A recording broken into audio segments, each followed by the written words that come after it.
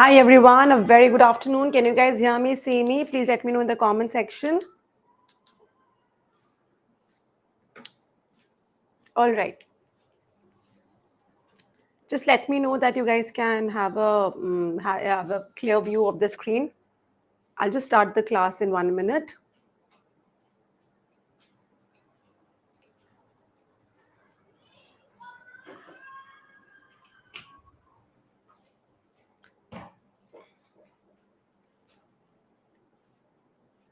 Okay, hi everyone. Hi everyone. A very good evening. Good evening, everyone. Hi, all good. All right. Fine. I'll just wait for 1 more minute and I'll see that who all can join. Then we'll go ahead with the class.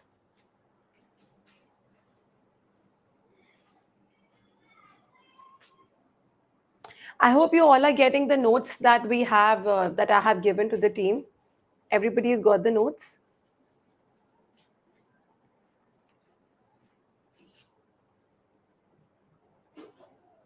Okay, let's go ahead with the class, okay? So today we are doing as requested by everyone. Today we will be going ahead with para jumbles, phrase replacement and close test. Plus I will be doing one question paper that had in 2023 or 21 that the questions had come. By the way, I hope everybody is aware that there is quite a negative marking also in your, just a second, I'll put it over here. 1 minute, guys.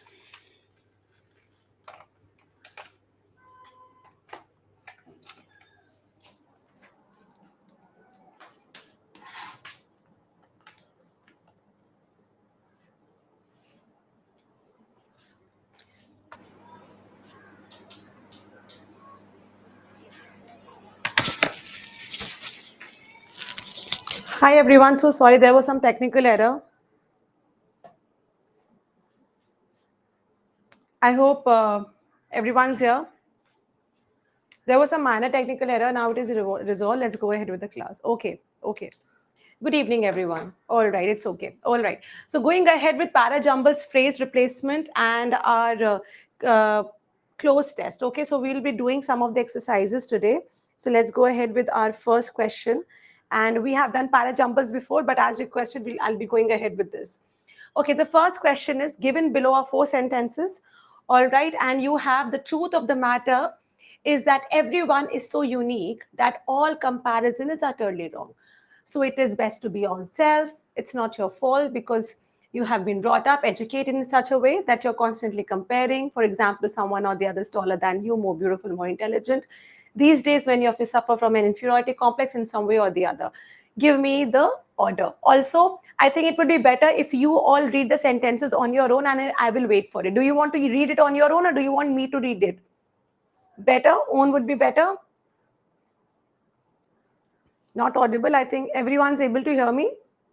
Own, okay, that would be fine. Okay, I think you guys can better. So read this and let me know. Okay, fine. Read it and let me know. Whoever is done, just let me know then.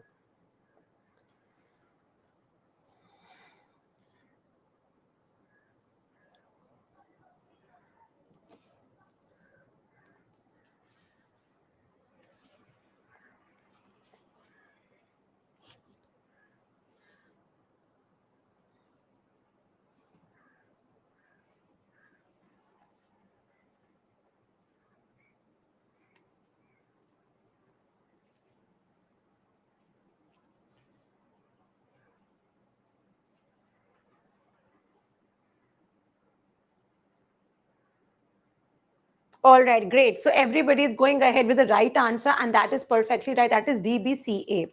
Now, why are we going ahead with DBCA? Let's go ahead. So, why? Because in D, the option D is telling us these days many of you suffer from an inferiority complex in some way or other for the simple reason that you go on comparing. Okay, so this is the main concern. This is the main issue that everybody is struggling. Over here, that's rightly written over here. Now you have why. I'm telling you why, not any other option. Why D? So D is actually giving you the main issue, that this is the main concern, this is the main issue. Now we are coming ahead to B. So now let's look at that. There has to be, of course, what is the reason of this issue? What is the concern? It's not your fault because you have been brought up and educated. So in the very logical manner, again, you do not need vocabulary, you do not need any English grammar in it. You just need to use your logic. Over here, it will be that the cause is that it is not your fault, but you have been brought up in a society which does the comparison. Okay, so this comes automatically. The second, then the truth of the matter is that everyone is so unique that all comparisons are utterly wrong. So it is best to be your own self. The solution is coming. That this is the solution. You go ahead. So can you see that how it was a labyrinth? It was so much of concern. It was an issue. Then we are coming. What is the concern of this issue? Then we are coming to a resolution. Okay, a solution that okay, this needs to be fine. Then we are coming to the example. For example, someone or the other is taller, more beautiful, more intelligent, or more virtuous, and you're always in a state of inferiority and suffering. This came in your exam. This question came in your exam. Why D, A, B, C would not be there, guys? Because D, of course, okay, you got correct, you found this right, but the truth of the matter is that everyone is so unique that all comparisons are totally wrong. So it is best to be on self. This is the over here, you can see this is a solution of the concern. First, we have to look at the concern, then what is the cause of the concern? Once you have determined the cause of the concern, then go to a solution and then go to the example. Okay, so this comes out as a very perfect sort of an example. All right, so over here we have, okay, D introduces the main concern, B explains what is the cause of it, C provides example, and A gives you the solution. Okay, so over here, this is it. Okay, so next one. All right, go ahead and read this one.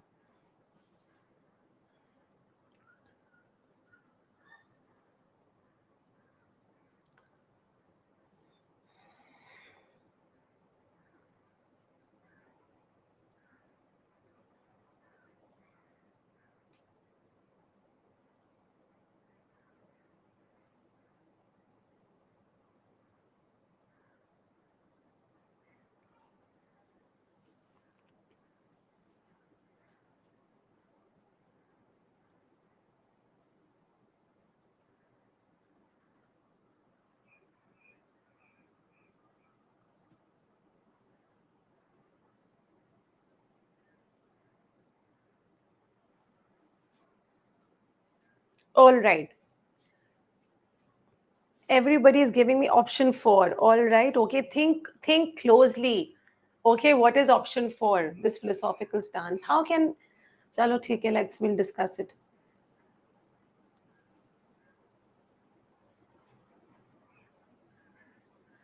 Look at what exactly where it is being defined. Okay. What is the definition? Yes. Correct yourself. See, you can't start a paragraph with the word this.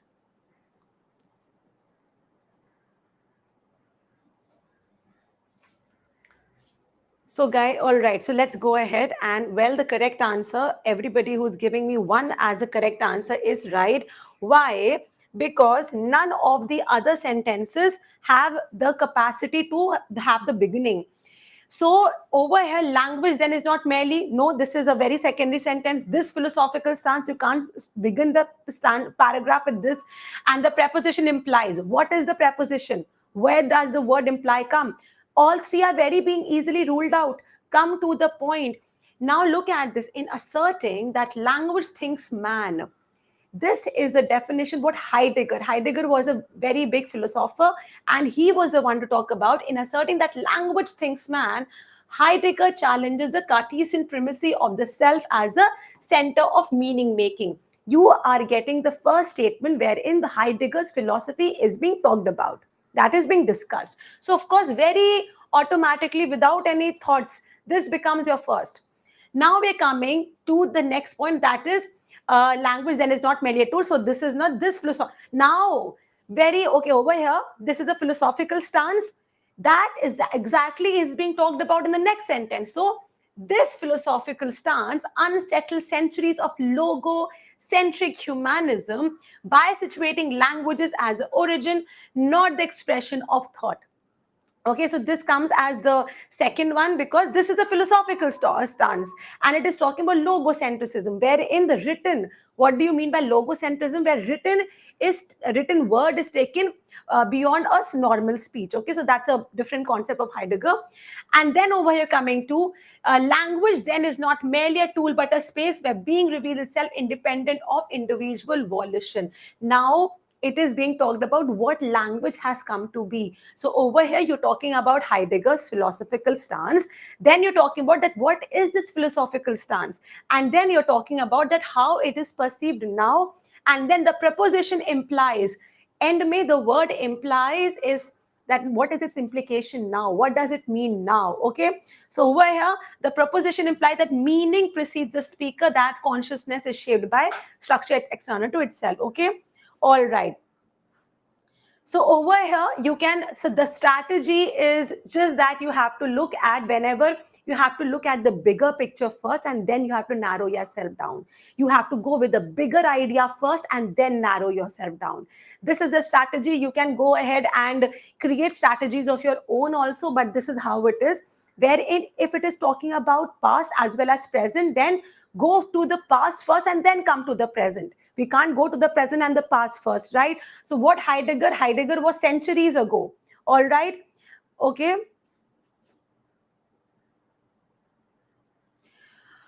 All right. Is it bad for everyone? Anyway, I really, anyways. So going ahead with this. So over here, this is how it goes from the main issue, from the main concern to the micro level. All right. Okay. Moving ahead to the next question. Uh, and that is, all right, go ahead and read this one.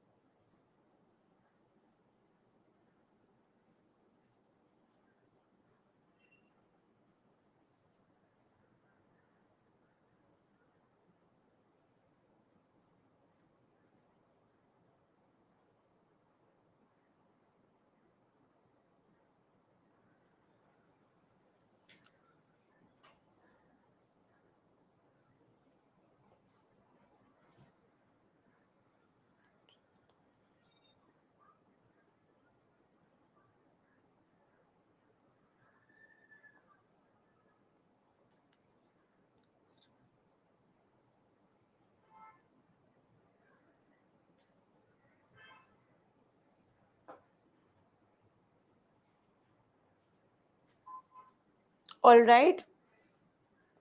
Look carefully for this, guys. Okay, everybody is at least going ahead with the right opening.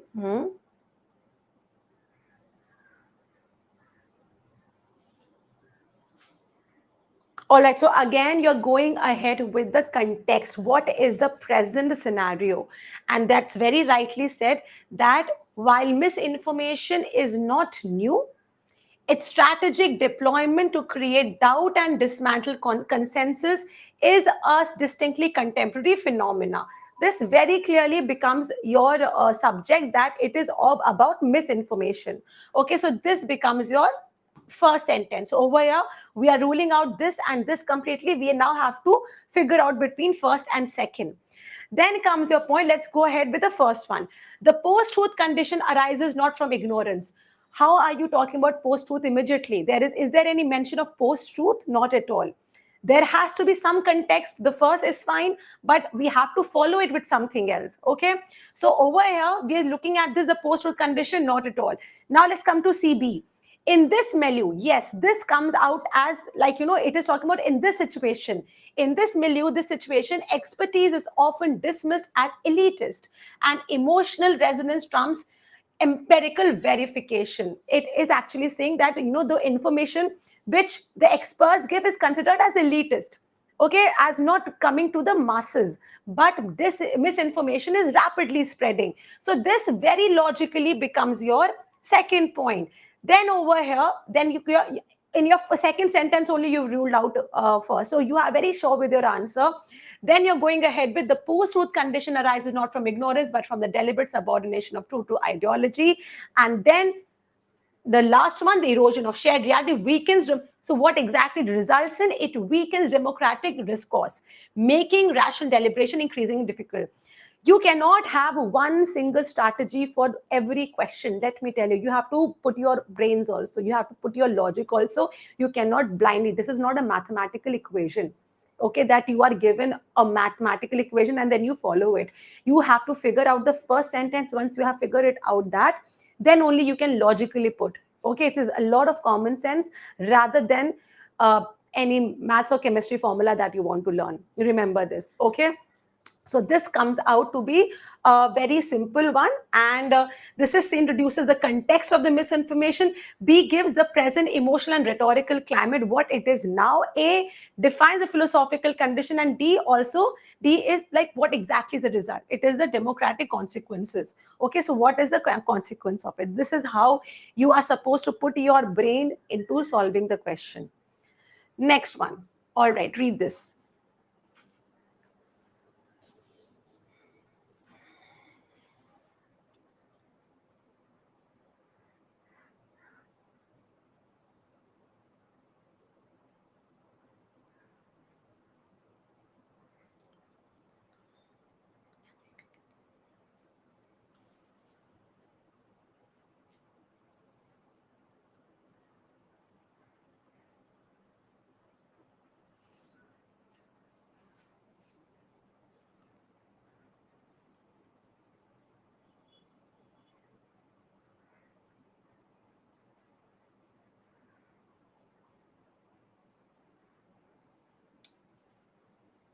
All right, everyone's done with this?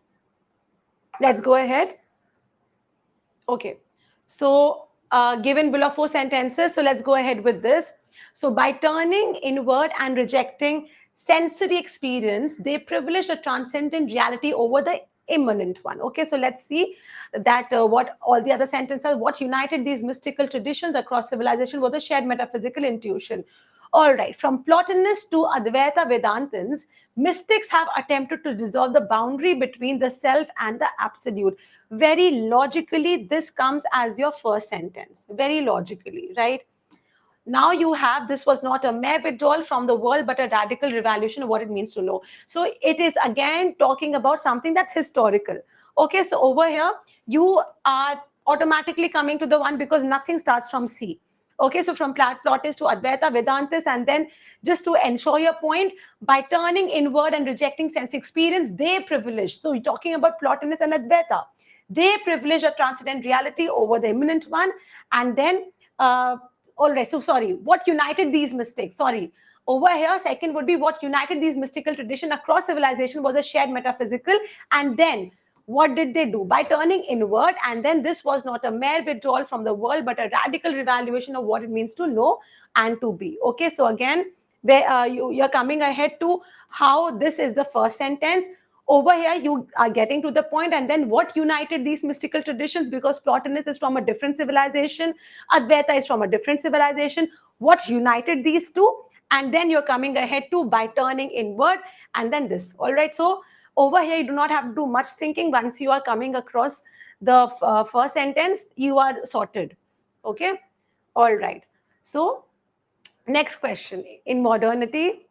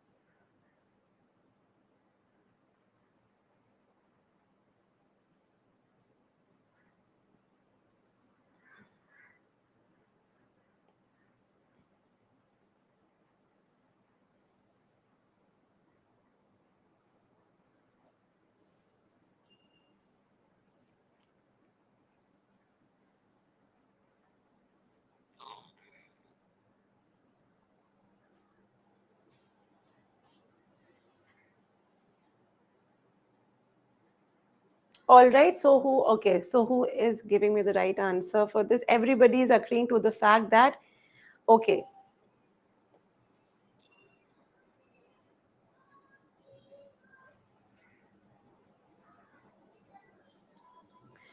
All right. Over here, well, the correct answer is yes. Everybody who is giving me as third CABD as a correct answer, that's completely correct. And why is it? Let's go ahead with the description of it. So everyone is almost telling me that, ma'am, C is the beginning. So no contestation on that. The earlier traditions from mystic to metaphysics accepted the limits of reason not as defeat but as a threshold of deeper truths. Okay, so this is coming as that we're talking about something that is in the past. Now logically coming towards why is why is CBAD not there? I'll talk about that first. Now the Enlightenment's legacy of rational empiricism thus conceals an epistemic violence. It reduces wonder to what is measurable. When was Enlightenment? Enlightenment was around the 17th 18th century. Okay, so over here you are not creating any synchronization between this sentence and that sentence. We're talking about earlier traditions and all of a sudden we're talking about enlightenment. No. Over here, earlier traditions from mysticism to metaphysics accept the limits of reason, not as defeat, but as the threshold of deeper truths. Now, immediately, there is a sentence which is talking about the today's era. In contrast, in modernity, this is a stark contrast, the desire to systematize knowledge. What is the meaning of epistemic violence? Epistemic matlab knowledge. Episteme matlab knowledge. Now over here getting the point, in modernity the desire to systemize knowledge inadvertently renders the unknowable a void rather than a mystery to be dwelt in. Now you started talking about knowledge. Over here then the third one, that is enlightenment, will come in. The enlightenment's legacy of rational empiricism, because it was enlightenment's legacy that came into modernism. Okay, that only created the foundation of modernism. So the enlightenment's legacy of rational empiricism thus conceals an epistemic violence. It reduces wonder to what is measurable. Okay, so over here you're coming ahead to the first sentence that's giving you exactly the beginning of it. Then we cannot jump it over here because there is no connection between this and this at all. We are coming to this over here in modernity. Okay, so this is a complete contrast to what old tradition done in modernity, and then modernity is talking about episteme knowledge. Over here is talking about episteme. That makes the correct one. And then this paradigm shift from awe to analysis marks a crucial rupture in humans related to transcendence and the unknown. Okay, for instance, now if anyone having confusion in this and this, over here, two things. Once you figure it out that C is going to be the right answer, you mark C. You are like, okay, C would be the first one. Now you say, all right, the both the options have D and D in it. That means D 100% is going to come at last. So you're ruling out C, rule out D. Now you come ahead to these two sentences, okay? That is A and B. Over here, look at the connection, look at the flow that the sentences are making. Okay, so in modernity, the desire to systematize knowledge inadvertently is the right one because it is in stark contrast to this. We're talking about this and over here this, and then you're talking about the Enlightenment's legacy, because modernism, actually the foundation was Enlightenment, which happened 17th 18th century. Modernism happened in 20th century, and that kind of extended.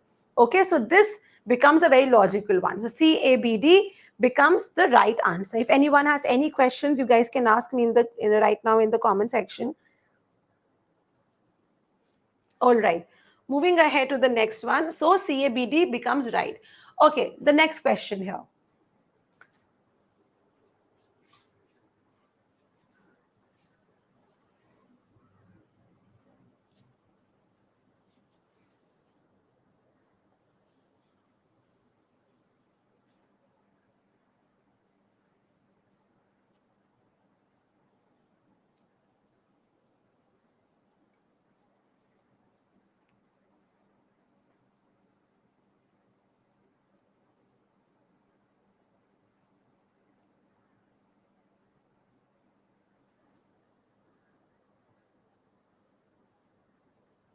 All right. Okay. Fine, let's go ahead with this now. Everybody's coming ahead with the right option, almost all of you. Any reading of post-colonial literature must account for its dialogic nature, written not only in English but against English. The syntax, rhythm, and imagery often subvert Western literary norms even as they employ them. Okay, so firstly, over here, uh, you have the maximum option, so you have an inclination that yes, A would be the right one. Thus it will not start with thus this, it will not start with this. So yes, A, you're going ahead because there's nothing else beyond that. So you are ruling out this, and you have all these things to consider now.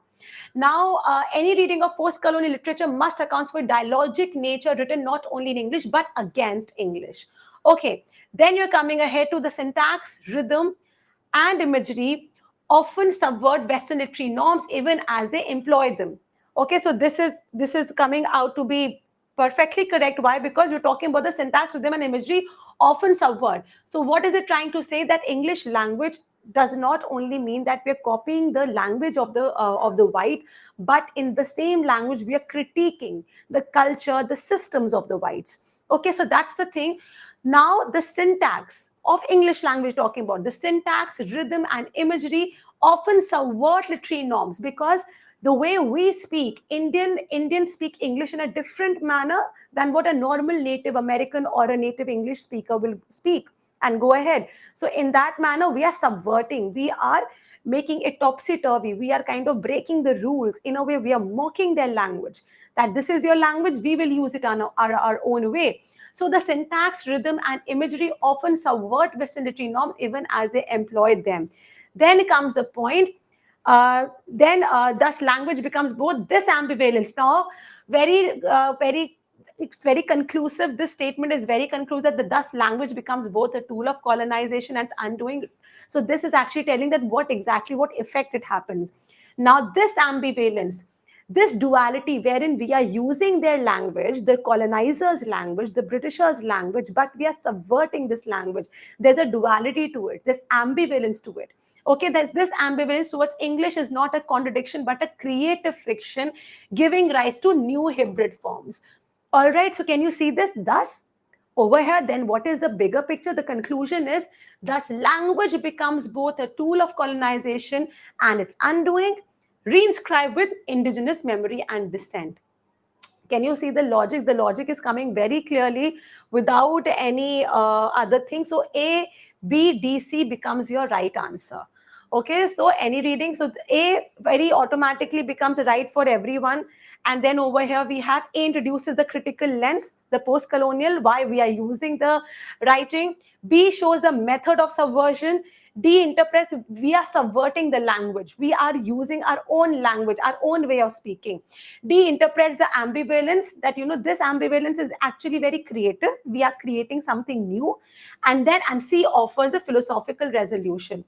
At the end it is coming. So first, sometimes you will see that the philosophical resolution comes first, then we are narrowing it down. Sometimes you see it the other way, wherein the small part is there, and then you're coming ahead to the resolution part. That's a bigger picture. So please make sure that, again, I'm saying there cannot be any particular formula. You have to judge for yourself whether your question is coming from a simple point, a smaller subject to a larger subject, or it is coming from a larger subject to a smaller subject. Okay, this is the kind of things that can only be there in the exam. Either it will be from a small point to a larger picture, or it will start from a larger picture, come to a small point. Okay, so this is something that you can keep in mind. Next question you have over here.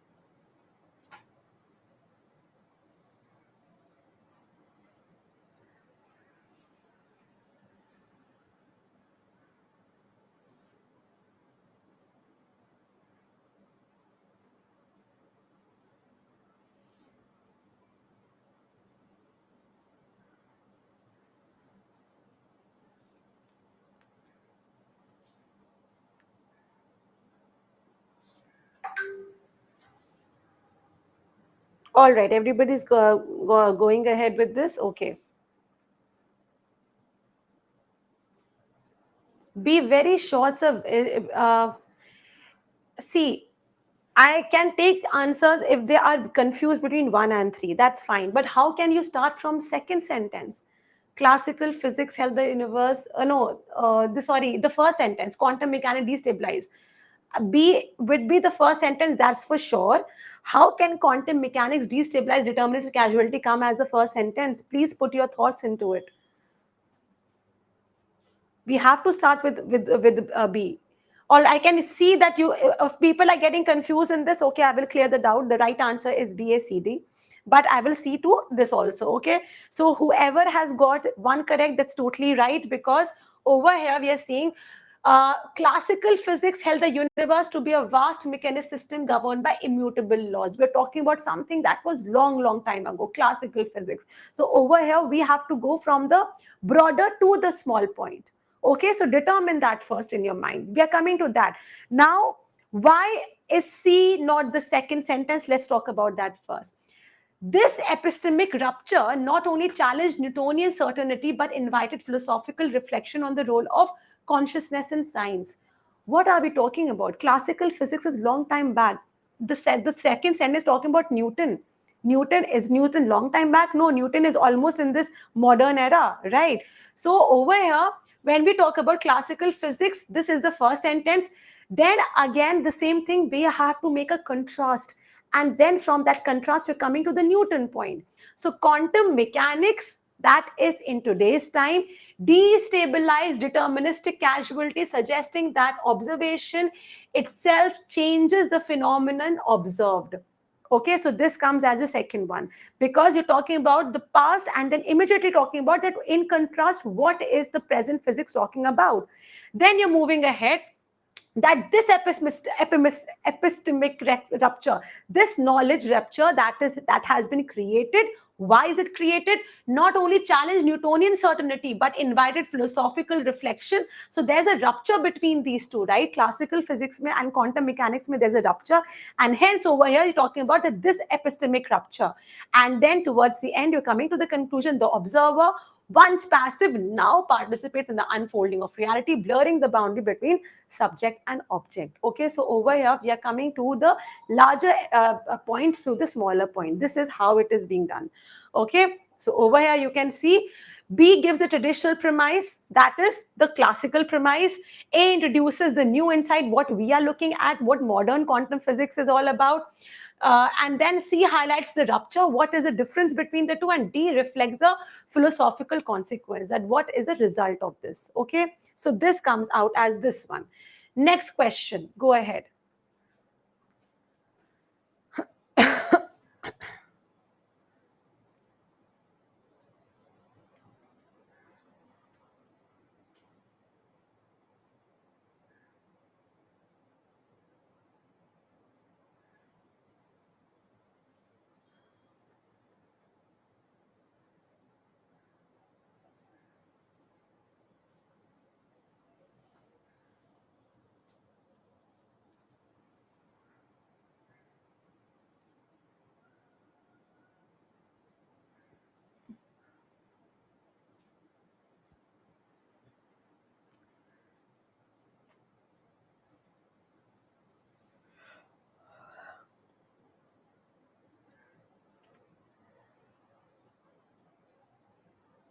Very similar to the, this cannot be wrong, guys. This is very similar to the last one that we have done.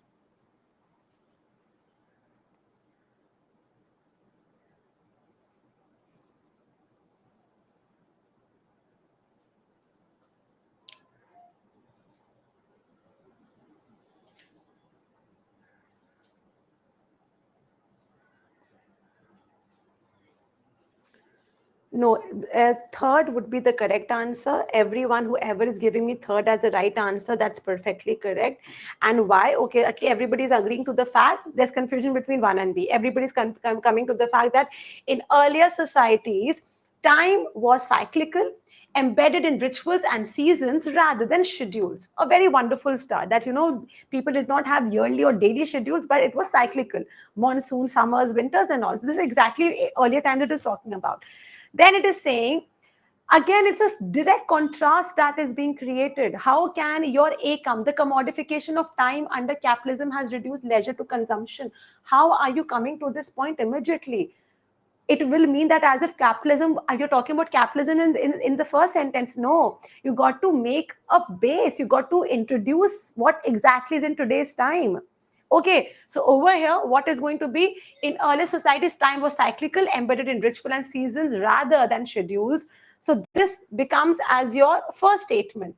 Now, talking about in today's time, now even silence must justify itself as mindfulness and stillness as productive hacks.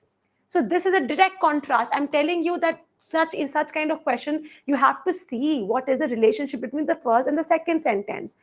After this, you have coming to the point that why did it happen. Now the commodification of time. So over here you're talking about time. You're talking about that you have to take out time to be silent.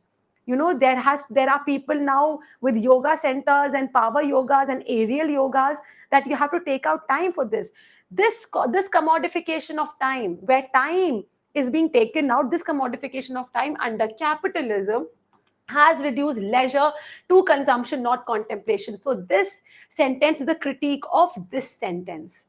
You have to see that if there is any critique. Okay. All right. It is. All right. So now this temporal shift has profound existential sequence, meaning it's also. So Abhishek, what do you want me to do? We can solve this, but it is taking a lot more time. So what should we do, Abhishek? Should I just send the PPT to you and you solve it on your own? You want me to do this? See, this is there is. See, for this hack, you just have to see one thing, that again you have to just connect every sentence with each other. All right. So please make sure that you're connecting every sentence with the another. That is the only hack that you can get. Even if I give you today any hack that you have to do this, that way, in what kind of question can come in the exam, that's totally unpredictable, right? So this way you have to make sure that you are going ahead with the logic. Just focus on the first sentence, second sentence, third and fourth will automatically fall into place. All right, so this is how it is to be done. Okay, so the hack is common sense, logic. That's the only hack that you can do. All right. Okay, next one, please go ahead.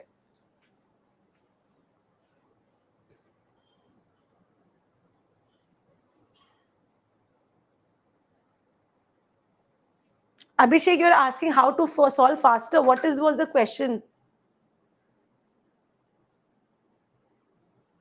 This can only come with practice. If you are taking time, then you have to practice a lot of question papers. That's all. Everything that takes a lot of time can only be resolved by practice. There's no other hack. This generation only wants hacks. You guys do not want to do hard work. You want to do hacks. Hacks is not life. Hard work is life.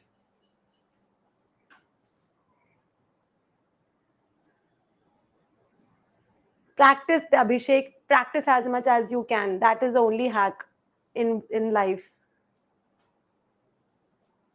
Okay.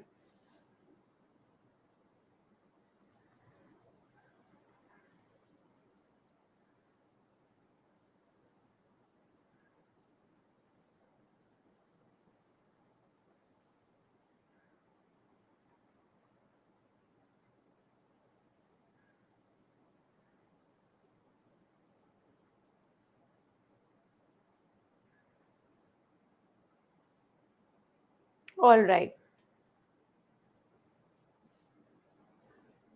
Then you have to come down to 30 seconds, Abhishek. For that, you need to practice. Okay. All right. So who's telling me the right answer? I think everyone is getting this answer wrong.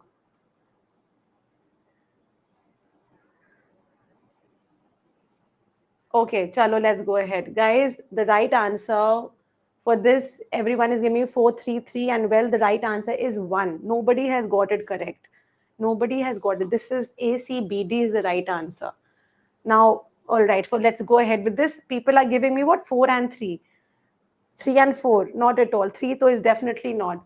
So let's go ahead. Okay, fine. This is everybody's agreeing that for Borges, the infinite was not a theological abstraction, but a literary geometry, labyrinths, mirrors, and books without end.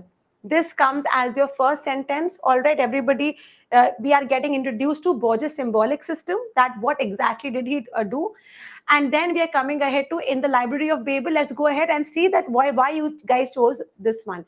In the Library of Babel, the universe itself becomes an archive of overwhelming reason with its incomprehensible totality.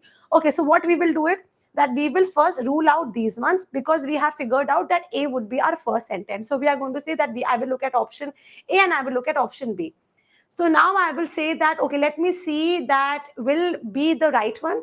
In the Library of Babel, the universe itself becomes an archive, overwhelming reason with its incomprehensible totality. His stories transform metaphysics into metaphors, blending philosophy and fiction with mathematical elegance.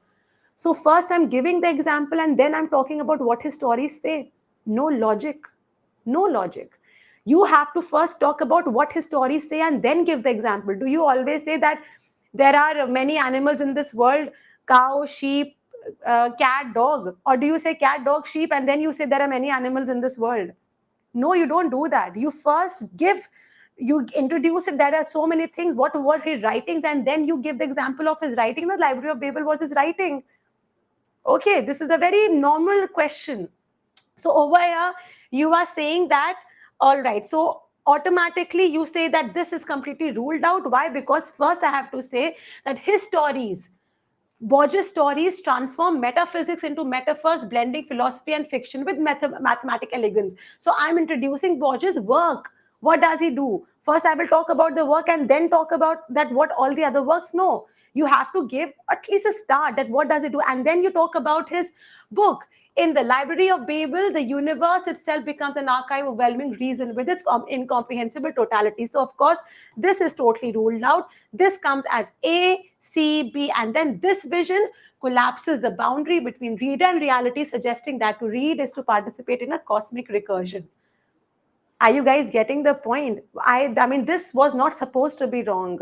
Why did you guys get it wrong? Either you're thinking that it will be done very fast. Please take your time, and you can do antonyms, synonyms in 10 seconds, but take out time from those 10 seconds questions and put it in para jumbles. It's okay if you're taking 2 minutes for the answer, but at least make it right.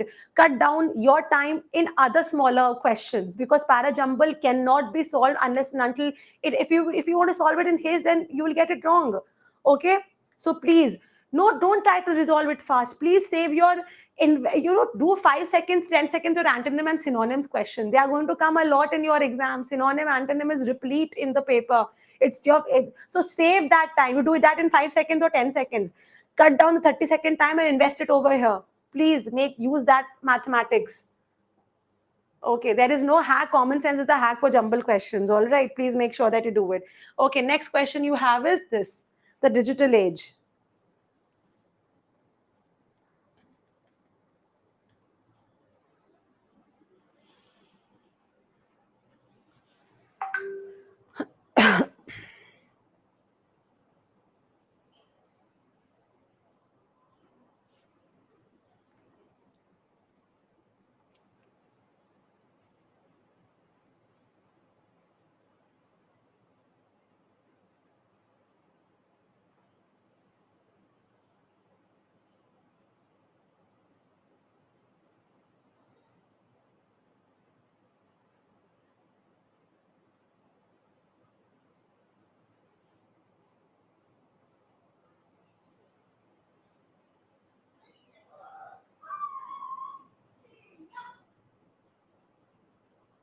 All right, everybody is done.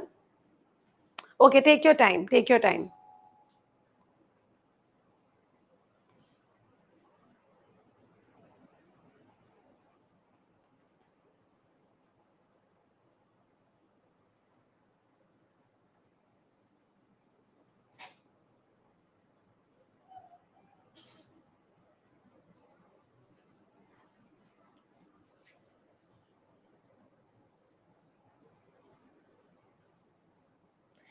The word result, if the word result is there, that does not mean that's going to be the last sentence. Okay, make sure that everybody is thinking about that. Think before, think a little wisely. This is IB exam. This is not your class 10th level exam. Okay, put your brains, see for yourself. Okay, good that I included this question. Let me know whoever is getting it right. Think about it. Guys, yes, the right answer is going to be ABDC. Bus word result, ma'am, result word, consequence word, it is going to be the last. At least see what exactly the same statement is saying. So everybody is agreeing to the fact that the digital age has not merely reshaped memory, it has externalized it, fragmenting what was once internal and narrative. Okay, you are talking about this, fine. So we are ruling out this one. We are saying that all are correct. Okay, let's consider all of them and then we will come to the answer that why is it. So now next is that next comes to okay, so two options are talking about B, so let's read the B one. Okay, so this is the first one that we are getting. Now, in place of story, so digital age has not made a reshaped memory, it has externalized, fragmented what was once internal and narrative. In place of stories passed from mind to mind, we now curate data points shown of emotion and chronology. All right, very easy. There's a connection, because now what do we do? In place of stories, we do this. Okay, so this comes as a second one. Now we are coming to the point where we are saying that the C and D have to decide. So we are saying that this is to be ruled out, because this is to be these two are to be considered. Okay. Now then we look at this shift has consequence for identity itself, as a memory is no longer the source archive but a cloud repository. Okay, then second, third, last one, the result is an uncanny intimacy with forgetting. We remember less as we record more. So isn't CB direct in contact with the D? It is telling us what exactly happens. In place of stories passed from mind to mind, we now curate data points, shorn of emotion and chronology. The stories are passed from mind to mind. We now curate data points. We are now collecting data points, shorn of emotion and less of chronology. Now then we're coming that the result of this is an uncanny intimacy with forgetting. So now what exactly is happening, that because of this the digital age that we are living in, this the result is an uncanny intimacy with forgetting. We remember less even as we record more. Okay, so this is a direct alignment with this one. Then the shift that has got this shift has consequence for identity itself, as memory is no longer the source archive but a cloud repository. Isn't this like a larger picture that is being shown to you, that what is the big consequence of this? The shift has consequence for identity itself, as memory, okay, as memory is no longer the source archive but a cloud repository. It's a very beautiful lines. Okay, so look at this, how it is. So please, I hope everybody is making sense of this. It is important to learn, guys. You guys are getting this wrong, which I do not want you guys to get it wrong. So ABDC would be the right answer. Are you guys getting it? So 3 is the right answer. And over here, logically, we can see that it has A sets up the transformation, B explains how much memory has changed, D states the paradox, and C concludes what is the effect on identity. Okay, next question you have. Let's do it quickly.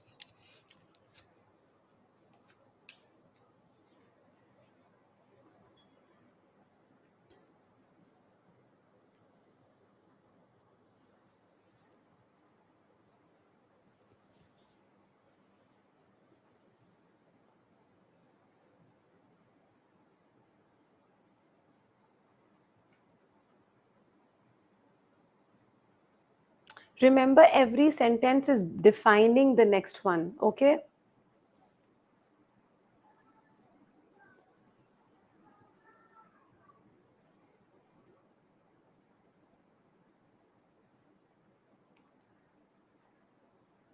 Yes, good. I'm getting good answers. Use your logic.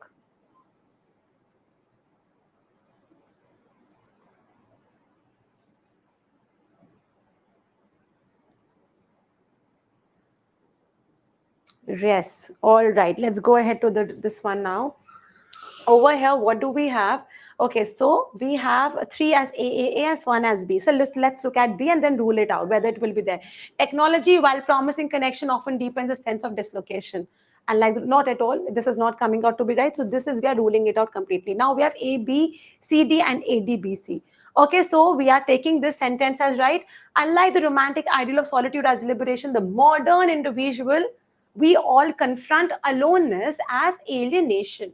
So we confront aloneness as alienation, right? This is coming unlike the romantic ideal of solitude as liberation. If anybody has studied Wordsworth and Keats and also remember, their loneliness was more like solitude, much more like a positive idea rather than a lonely idea. But now we think that we are lonely, so we are completely alone. We do not have the concept of solitude with us at all.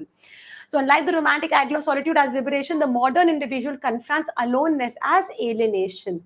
Now, AB, let's look at AB. Technology, while promising connection, often deepens the sense of dislocation by stimulating. All of a sudden, we're talking about technology. I mean, at least define what this era is talking about. So, of course, this is not going to come at all. Not at all. Then we are coming ahead to C. The existential burden now lies in reconciling visibility with isolation. We've seen that, yeah. So we've just talked about in today's time what exactly has happened, and we come across to existential crisis. No, of course. Then over here, look at D. We inhabit a world saturated with voices yet echoing with silence at its core. Isn't this making a direct connection to the word alienation, solitude, and aloneness? What is it? Isn't it making that we inhabit a world that is filled with, that is saturated with voices? Everyone is speaking. There's voices on social media, there are online classes, there are voices everywhere, yet echoing with silence at school. But still, it's silence. Everyone is attending the class, everyone is speaking something, but in their zone. But can you hear voices? You can only hear my voice, right?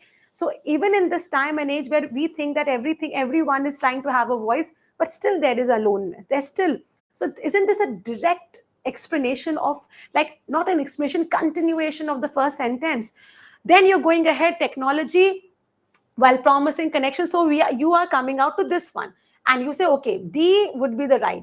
Okay, so you're making connection. Now automatically we are seeing B and C. We just have to reassure ourselves whether it's falling it right or not. Then technology, while promising connection, often deepen the sense of dislocation by stimulating intimacy. Yes, that's coming right. And then now what's the point? The existential burden now lies in reconciling visibility with isolation, being seen yet never known. All right, ma'am, but B explains why this is happening, and C states result. But uh, but look at the first sentence. Now, the first sentence says that unlike the romantic ideal of solitude as liberation, the modern individual confronts aloneness as alienation. Over here, fine, if we say that technology, all of a sudden we talk about technology, but at least we have to make the ground for the word technology to come. So we now inhabit a world saturated with voices yet echoing with silence. Do not look at just always, especially with the first and the second sentence, because that's the trickiest to solve. Once you have a connection with the first and the second sentence, you will automatically fall. So over here, this sentence and this sentence is not creating in your head. You think that this can come, but logically, if you look at this, that unlike the romantic ideal of solitude as liberation, the modern individual confronts aloneness as alienation. Then you are talking about silence over here.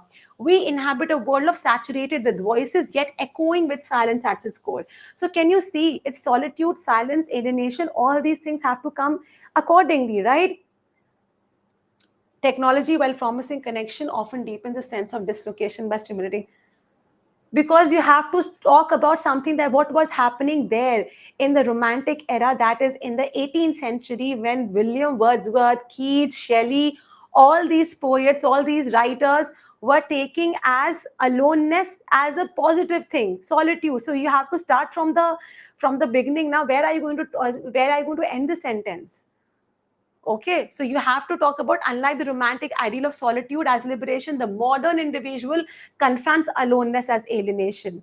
Okay, this is a better opening. Of course, it is a better opening. It has some, it is making the base for the entire for the entire paragraph to follow. Okay, so over here, this comes out to be the right answer. So you can see that A introduces the contrast, D gives a poetic image of the condition, B explains the role of technology, and C ends with an emotional contradiction. So this is the logic that you're going to use in it. Next question you have.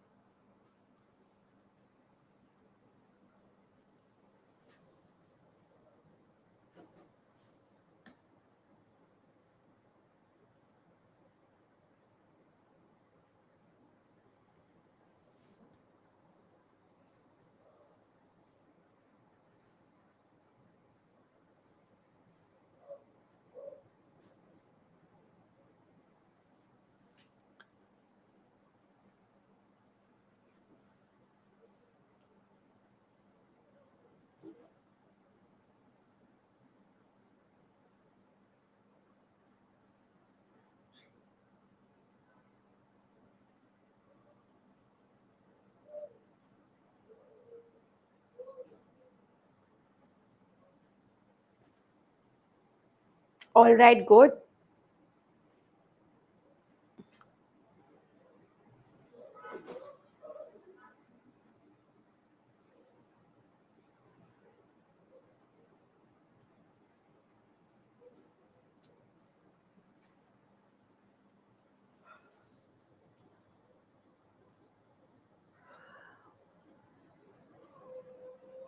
All right. So only the first two students have answered it correct. Okay, it is A, B, C, D. All right. So A, B, C, D is the correct answer for this. This comes out as a correct one. Now over here you have what appears to be absurdity in postmodern art is often a critique of coherence itself. Okay, so they are talking about postmodernism, something that we are living in. We are living in a postmodern era. So you are ruling out this one, comes out to be correct. So we are confused between ABCD, ABDC, and ACBD. Okay. Now, what appears to be absurd in postmodern art is often a critique of coherence itself. Let's come to B1. It challenges enlightenment. Now, isn't it in absolute, like, defining what is it, the contrast? It challenged the enlightenment faith. Enlightenment faith was again in the 17th, 18th century.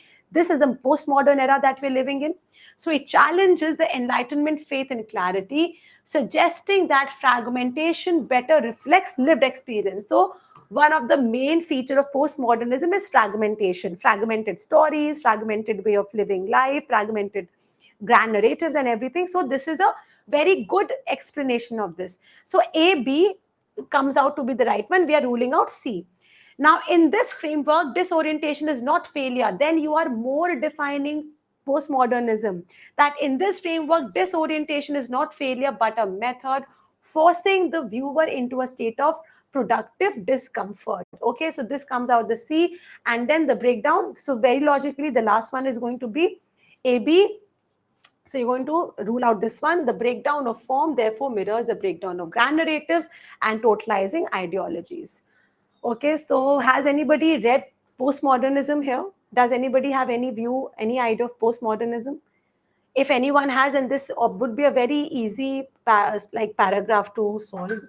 So anyway, this comes out to be like A sets the premise, B gives the rationale, C explains the method, and D concludes with this broader implication. Okay, Ram Karan has done. Very good. All right, next question is this. Go ahead.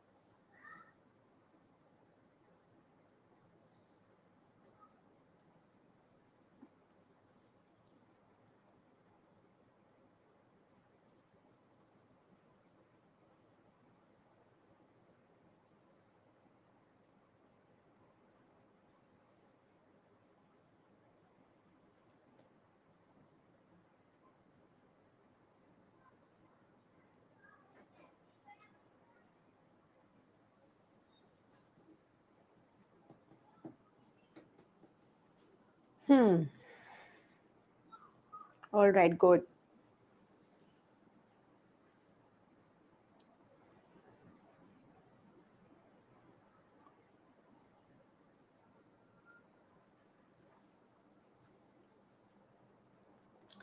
Okay. Why? All right. So the right answer for this question is ABDC. Okay. ABDC is the right answer for this. And why is it the right answer? We'll see for that. Okay. So silence, once revered as contemplative, is now viewed with suspicion in a culture addicted to noise. This is talking about this generation, that we are so used to noise that if anybody is not on social media, if anybody is quiet in silence, people like, are you dead? Isn't it? So silence is something, silence once referred as contemplative, something that you're thinking. People are like, if you're silent, then there's something wrong with you. Okay, so it's now viewed with suspicion in a culture addicted to noise. All right, so we are saying that A very easily makes us the first sentence, so we are ruling out this option completely.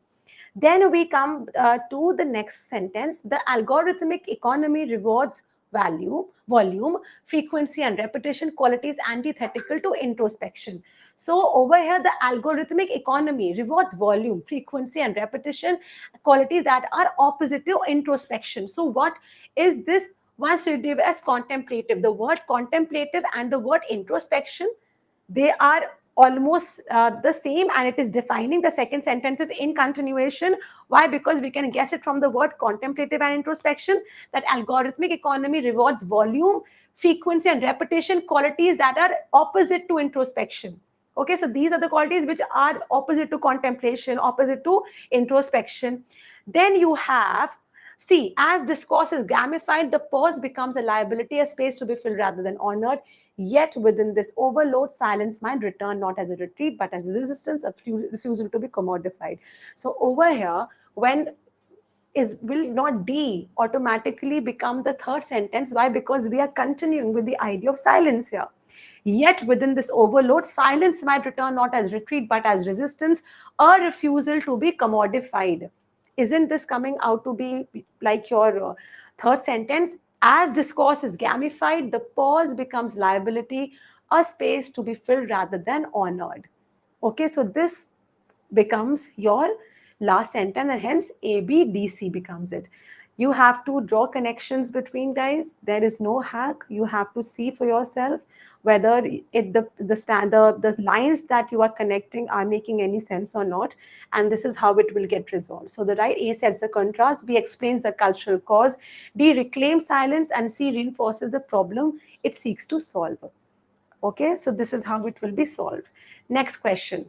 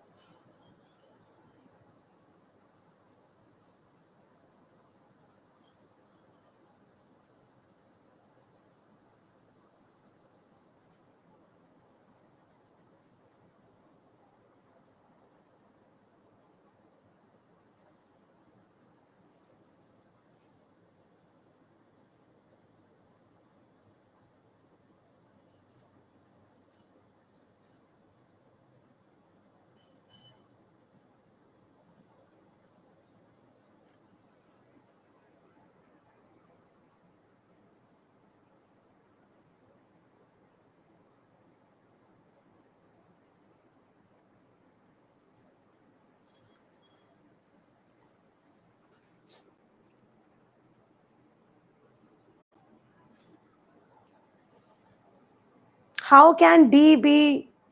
All right, chalo. The right answer for this is Chalo, theek hai, let's go ahead. The right answer for this is A, B, C, D. First one. Okay, yes, first is the right answer for this, exactly. And why is it the right answer? So, the Anthropocene challenge the notion that nature and culture are distinct realms. We are getting A everywhere, ruling out this one. This comes out to be the first right. All right. Now, climate change, biodiversity, loss, and extension are not just ecological events, but human narratives writ large. Means human narratives बहुत ही लिखा गया है इसके बारे में. Climate change के बारे में everybody's talked about it. Biodiversity, loss, extension, everyone's talked about it. So this first of all comes as your first one. Then let's not come to B. Okay, we will look at why is C not coming out to be the second one. This convergence demands new forms of storytelling that dissolves binary science and art, data, and myth. What convergence are you talking about? Okay, what convergence? What is the convergence talking about? The Anthropocene challenge the notion that nature and culture are distinct realms. Okay, so we are talking about distinct realms. Is there any convergence? What does it mean by convergence? Something that can be together, that can be put together. Over here, we can't put together. We are talking about the distinct realms, that this realm is different, nature is different, and culture is different. We're talking about these two. Now, in response, eco-criticism has emerged as a mode. Where is this coming? So this is completely ruled out. This cannot be there, right? So we are saying the Anthropocene challenged the notion that nature and culture are distinct realms. Now we will see climate change, biodiversity loss, and extinction are not just ecological events, but human narratives writ large. So, over here, what are we talking about? We are talking about the nature over that climate change, biodiversity, and extinction are not just ecological events, but human narratives writ large. This convergence demands new forms of storytelling that dissolves binary science and art and data and myth. So the convergence that you can see over here, the togetherness of it, everything is coming to the point. This demands new forms of storytelling. We need to be told in a different format. Different ideas need to be explored that dissolve binary science and art. And then, very logically, in response, eco criticism has emerged as a mode that interrogates literature through the lens of environment and entanglement. So, whenever you are putting, like whoever has sent ACBD, like this convergence, what convergence are you talking about?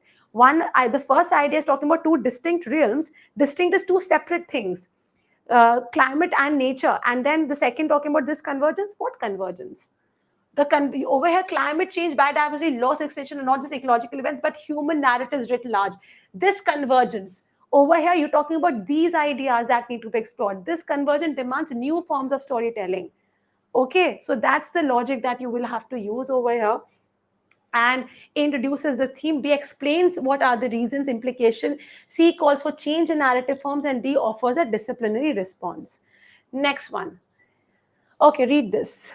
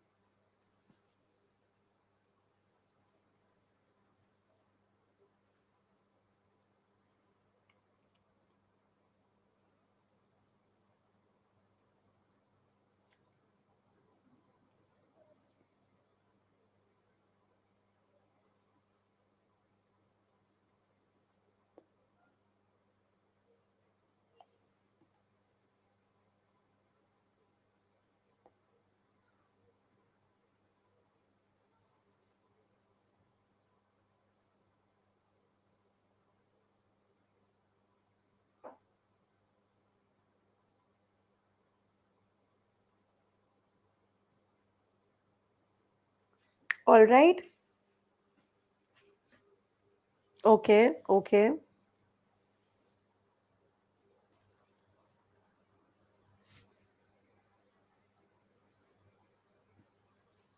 All right.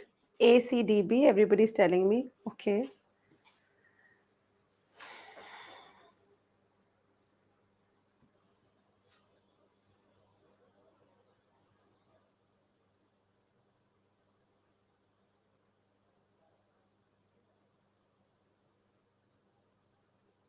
This is actually confusing. It's I totally agree. This is a very difficult paragraph to crack. But let's talk about it. Okay. Well, the right answer, uh, nobody has guessed the right answer. The right answer is DCAB, and this is confusing. I totally agree to this. This is DCAB, and why is it? Let's talk about this. Okay. So over here we are saying. Let me just mark this answer that in the vacuum left by declining institutional authority, personal belief systems often become immune to rational scrutiny. For instance, we are taking this as our opening sentence. A lot of you are saying that, ma'am, it could be this one. So let us mark it, okay? Though this is the right answer, but let's go ahead with this. Then we say in the vacuum left by declining institutional authority, personal belief systems often become immune to rational scrutiny. Now, then we are coming to this point, okay? This erosion. This erosion of shared epistemologies has not led to pluralism but to tribalization of truth. Is there any sense that's happening between A and B? Okay. Facts once regarded as neutral arbiters in public discourse are now contorted by ideology and identity. All right. The result is paradoxical error, one saturated information but starved of consensus. Are any of these sentences actually giving any meaning? Are they actually giving you what the meaning from this paragraph you are considering? So where in the vacuum left by declining institutional authority, personal belief systems often become immune to rational security. The result is a paradox. So this erosion of shared epistemology. There is no connection between the first and this one, not at all. You have to rule it out immediately. Then you are coming to this one, ABCD. In the vacuum left by declining institutional authority, personal belief systems often become immune to rational security. The result is a paradoxical error. One saturated with information but starved of consensus. What result are you talking about here? What is the result that you're talking about here? So this again becomes totally wrong, that there is no connection between A and C and A and B. Now you say that this is not coming out to be correct. Now you come to the point D. Facts, once regarded as neutral arbiters in public discourse, are now contorted by ideology and identity. So the paragraph is actually about how facts are distorted and everything is now based on ideology and identity. Okay, so the facts once regarded as neutral arbiters in public discourse, that these are the facts, but what is happening? They are now contorted by ideology and identity. They are being moved, they are being changed by the ideology of maybe the ruling party, the authority, or whatever, whoever is there. So facts, one regarded as neutral, are now contorted by ideology and identity. So now we are ruling out the A option. We are coming to our DACB and DCAB. Okay, so then we say, okay, then next comes to the point that in the vacuum, in the vacuum left by declining institutional authority, personal belief systems often became immune to rational security. All right, is this creating any sense? Not. DCAB, this erosion of shared epistemologies, there is an erosion that is happening between the facts that were real and the facts that are being distorted and contorted. There is an erosion that's happening. This erosion of shared epistemologies has not led to pluralism, but to a tribalization of truth, wherein truth is being distorted. So there is a very strong connection between the 2 points. Okay, so facts once regarded as neutral are now contorted by ideology and identity. This erosion of shared knowledge, what is facts? It's epistemology, it is knowledge. That's what facts are, isn't it? So this erosion is, so over here, DC comes out as a very strong connection. Then comes your point, in the vacuum left by declining institutional authority, personal belief systems often become immune to rational scrutiny. And then comes your B, the result is a paradoxical error. Then you live in two eras. Okay, so it is one saturated with information but starved of consensus, one that has a lot of information but consensus does not believe in that information. So there is fact information which is present, but half of the people are not believing in that. Okay, Yes, it was confusing. I totally agree. But create that sense, understand the sentence and go ahead with this. Yes, this was a very good question. This was a very good question. Go ahead and read this.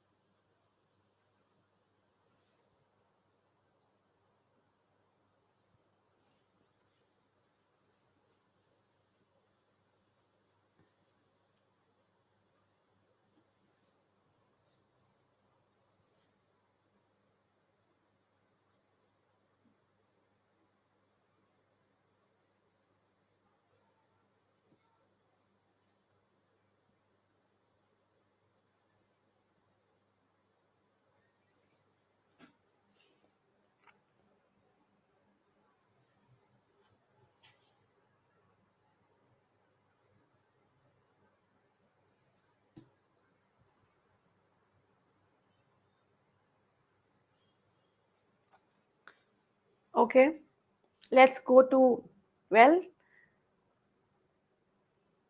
the right answer for this is BACD. Okay, BACD is the right answer. This is the right answer. Why is this the right answer? Let's go ahead. Liberal democracies.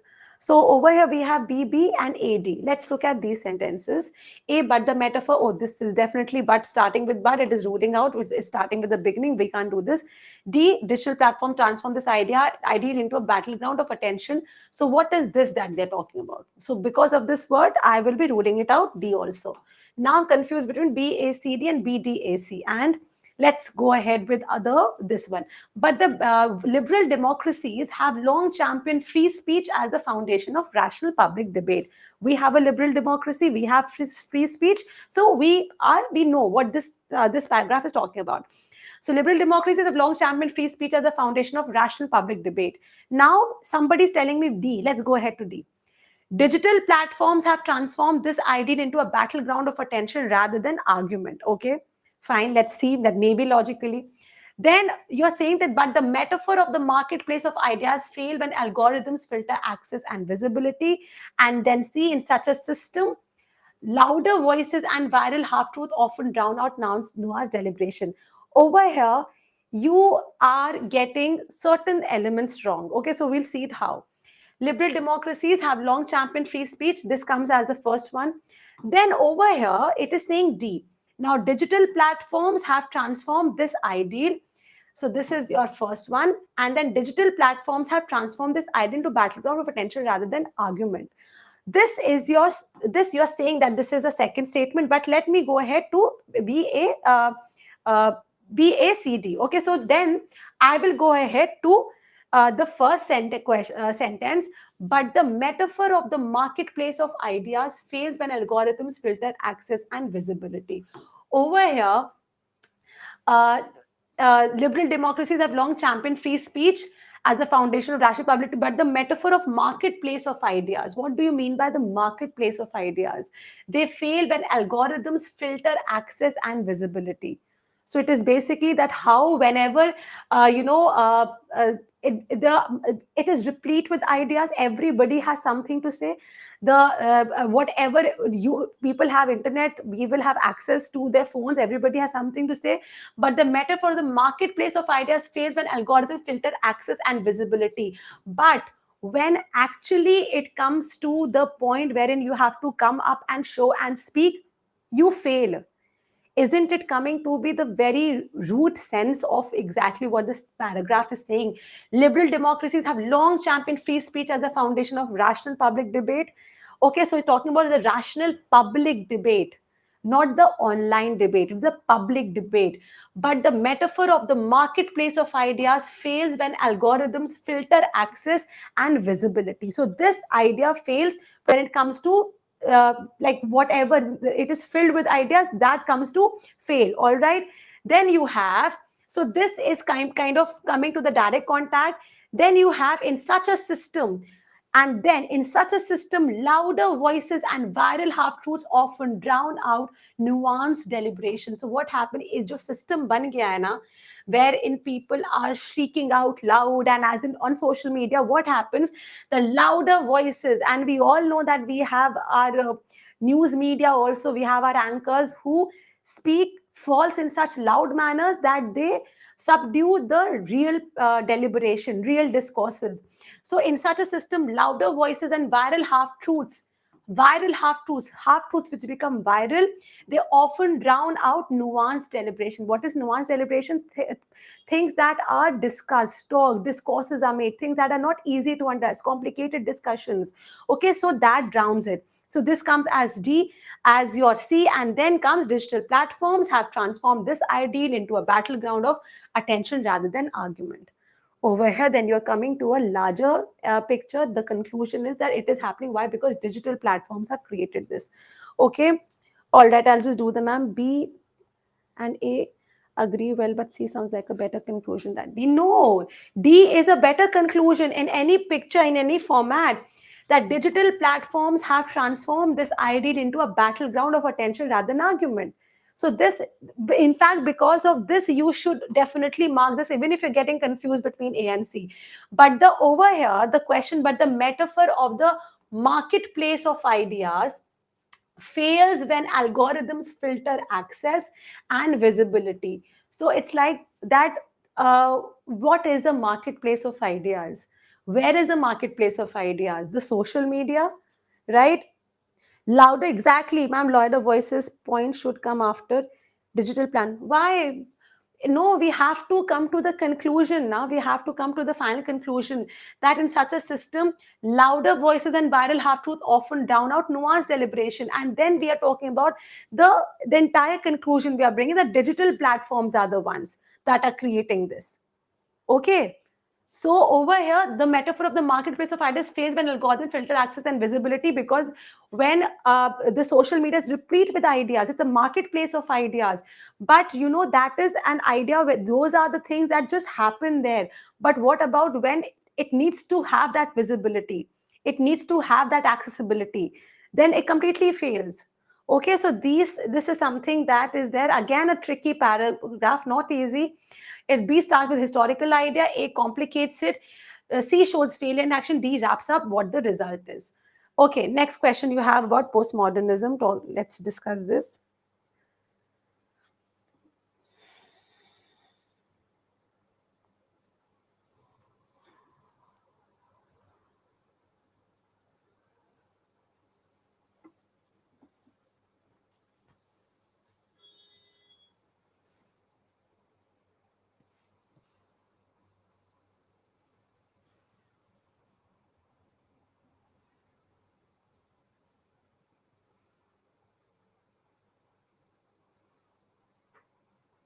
This is a very easy one.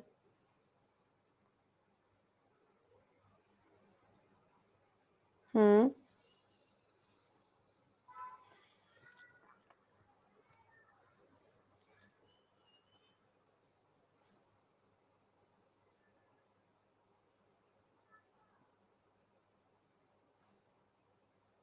Yes, almost everyone is getting it right, and that's absolutely correct. Very good. And that is over here, we have the first sentence that the postmodern condition, Lyotard's term, is marked by incredulity towards meta narratives. Okay, fine, we're getting this. And then this suspension, so we have C. Okay, this is ruling out, this is ruling out. We have ABCD and ACBD to consider. Now we are saying that this suspicion towards grand explanation has led to aesthetic irony. What suspension? Then you are seeing C, look at C. While modernism mourned the loss of coherence, Postmodernism relishes dismantling. We are getting a direct connect between this and this. Excellent. Okay. So we are saying AC. So this comes out as very logically correct. Then this suspicion towards grand explanation has led to an aesthetic of irony, fragmentation, and pastiche, again describing what postmodernism is all about. And then in such a landscape, style often overtakes substance. This Cummings, everyone has got this correct. Very happy. At least last few questions we are getting right. So A introduces the theoretical base, that is Lyotard's way. C distinguishes postmodernism. B explains how this shows and critique its consequence. Okay, the last question on parajumble, then we're moving ahead to the next exercise.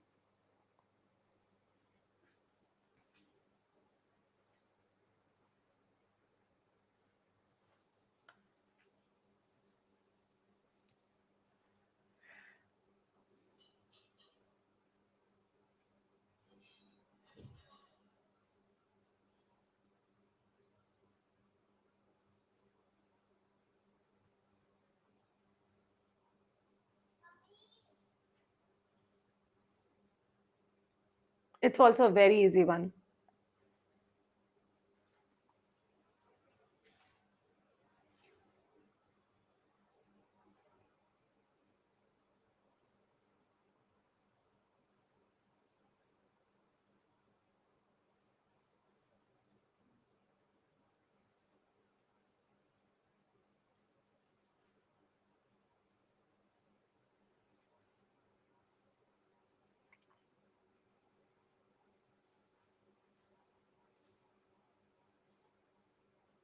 All right, so guys, well, the right answer for this is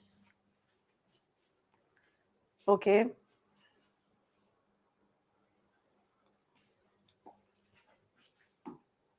A, B, C, D. A, B, C, D is the right answer. Why is 3 not the right answer? I will discuss it. Okay, everybody is giving me 3. I will see why 3 is not the right answer. The body, once regarded as a fixed biological entity, is increasingly seen as a site of performative identity. Everybody is agreeing with this, right? All right, so ACDB and ABCD, we are going to consider this.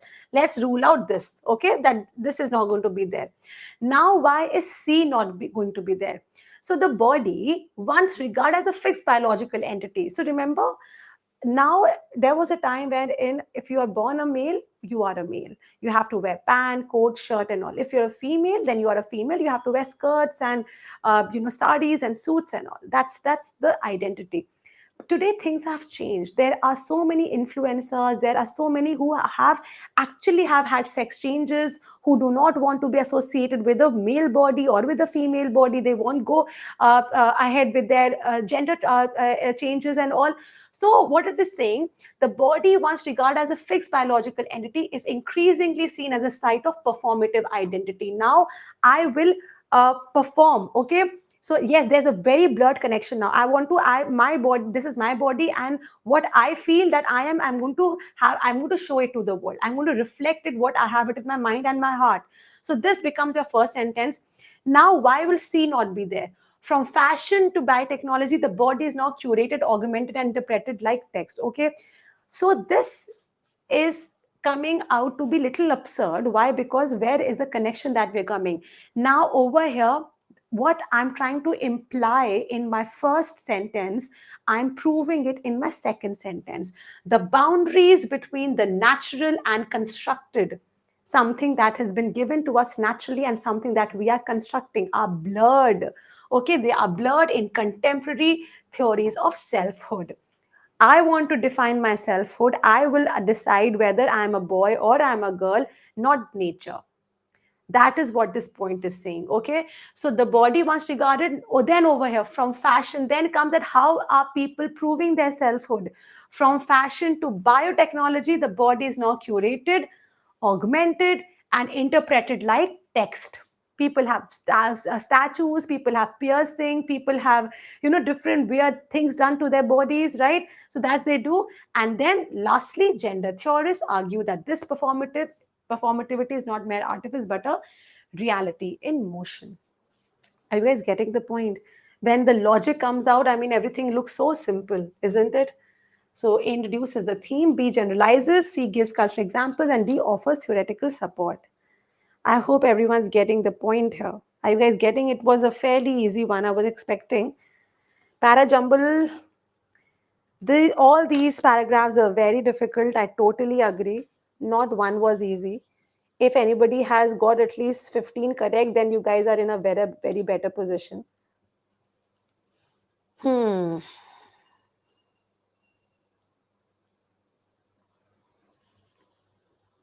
Okay, take a break. Take a break.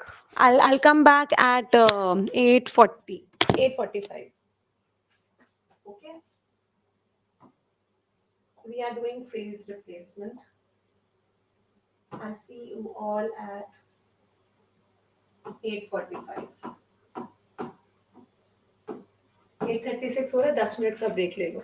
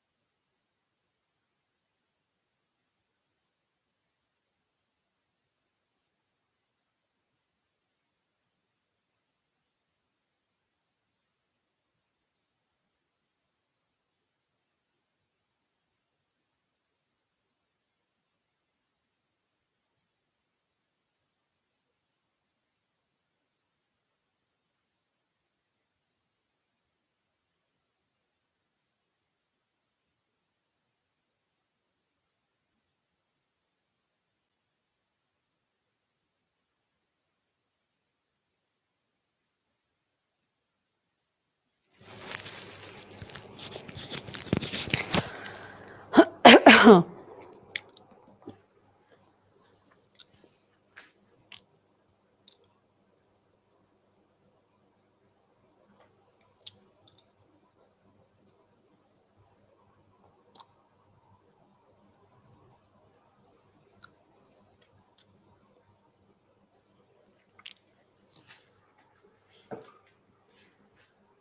right, are you guys here?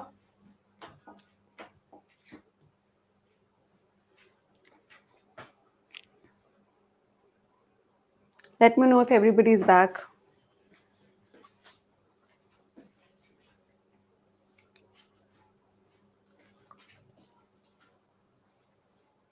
Okay. All right, great. So, guys, we're going ahead with phrase replacement, and we are talking about the first question over here. And phrase replacement is that you will be given a phrase. This first question is from your question paper. All right, okay. Yes, this is the last lecture. So over here you're going to say that you have this one. Everyone carefully and methodically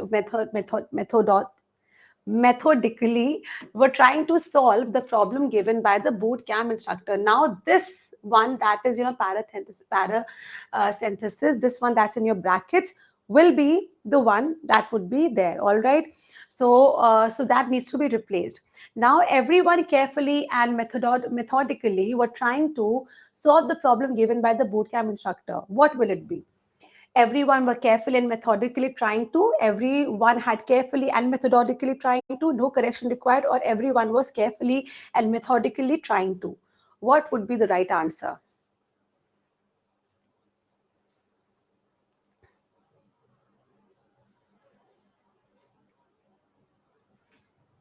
Okay. All right. Okay. And the right answer for this is very good. Everybody is giving me the right answer. And everyone was careful and methodically trying to. Everyone singular here. The was will be used with it. So you guys, everyone is getting the exercise. You just have to figure out that what is the correction that is required, and then check the correction that is required within the phrase that is put in brackets, and then replace it with the right phrase in the options given below. Okay, the committee, along with its advisors, have decided to postpone the final review until further notice. The committee, along with advisors, have decided to. The committee, along with this, has decided to. The committee and its advisors has decided to. No correction required.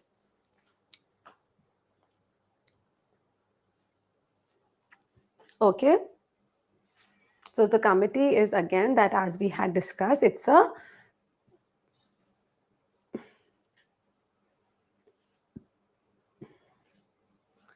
the committee. Very good. The committee along with its advisors. So committee is a singular collective noun, along with is a parenthetical phrase and does not affect the verb. Hence, singular verb has to be there. All right. So this is the right one. Next question you have. Neither the engineers nor the contractor have submitted the revised blueprint. Remember what I had told you about neither and nor. The subject that will be closest to it, the verb will be according to that. So what is going to be the answer for this?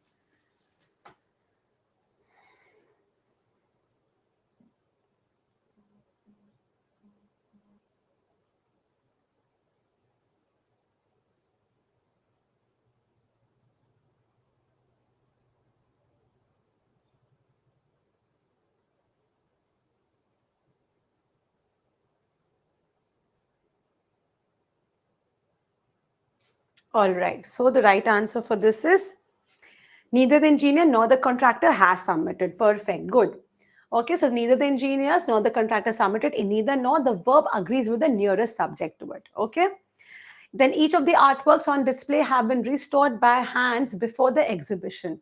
The options are given here. What do you think would be the right answer?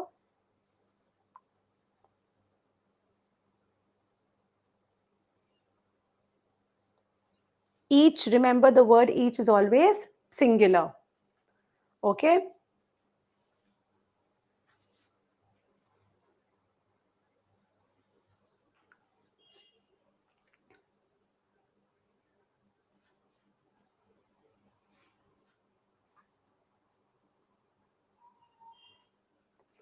each of the artworks on display has been restored. It will not be had been restored, it will be has been restored. So each of the artworks on display has been restored, each is singular, so it must take the singular verb, that is has. Okay, so basically over here the present perfect tense will come, not the past perfect tense. Okay, so where each of the artworks on display has been restored by hand before the exhibition. Okay, because the exhibition is going to happen, and once it is going to happen you have to show. So of course it will not be had, it will be has been. Each of the works on display has been, not had been. Okay, had been means that you're talking about something that happened in the complete past. Okay, fourth option, no, fourth option is not, no correction required. Okay, next question. Had he studied harder, he will have passed the qualifying exam with distinction. Had he studied harder.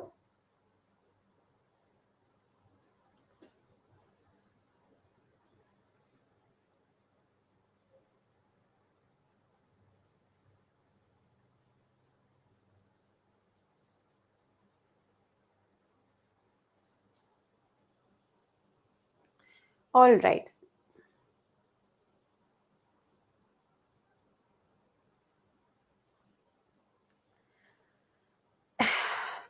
Option 3 would be the correct one, guys. Had he studied harder, he would have passed. Why? Because these sentences happen a lot. Okay, if he had studied harder, he would have passed the qualifying exam with distinction. This is not going to be the one. Had he studied harder, so this is like if he had done something, then this is a basically an inverted conditional clause. So I will just discuss it over here. Had he studied harder, he would have passed. This is a case of inverted conditional structure. Had he studied, if he had studied, the correct pairs is past perfect, then would have plus past participle. So over here, it is that you are using a past perfect. Had he studied, this is a past perfect that you're using. This is a rule in grammar that when you're saying past perfect, then you say would have. Okay. Uh, Over here, this is something that I think everybody must understand very clearly, that had he studied harder, he would have passed the exam. Here we are starting ahead with the past perfect, had he. This is a past perfect thing. This is not a if question. Okay, so over here you talk about this, had he studied harder, he would have passed the exam. A past perfect, in that you are going to have would have. This will definitely be used once past perfect is used, and then the past participle, he would have passed the exam. All right. Okay, next question you have. No sooner had the train arrived at the platform when the passengers start pushing to get in. No sooner ke saath there is a particular rule that is applied. You can't use the word when. What do you use?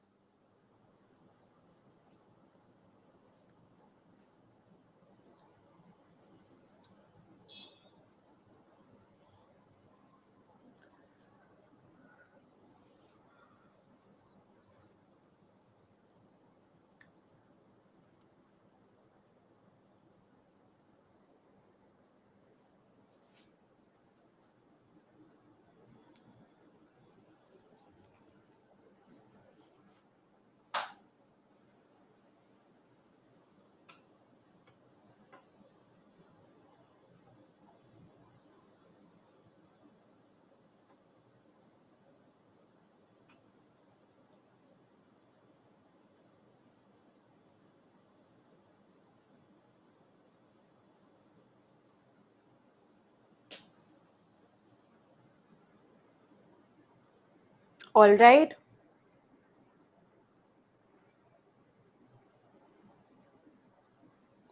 So we always use, remember, no sooner had the train arrived at the platform than the passengers started pushing to get in. All right. So over here, no sooner had the train arrived at the platform than the passengers started. The structure is no sooner than with past perfect in the first clause and simple past. So no sooner had, this becomes, and then the word than is used. Everybody knows this rule. Good. Next you have, no sooner did he finish his speech when the crowd erupted in applause.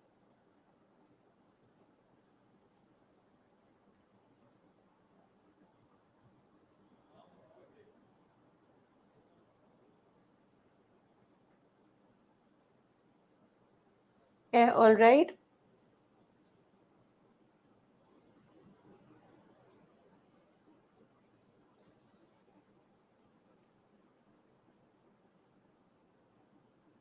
Very good. Everyone's, yeah, go ahead.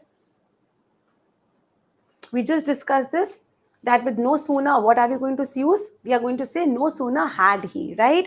So over here, had he finished his speech, no, with no sooner, the correct construction is past perfect. Okay, remember, not no sooner did he, no sooner had he. Always we use the past perfect than and not did. Okay, so remember this, no sooner had he finished his speech than, and the rest of the sentence comes. So with this is the rule with English, that with no sooner you have to use the past perfect, that is had. Okay, all right.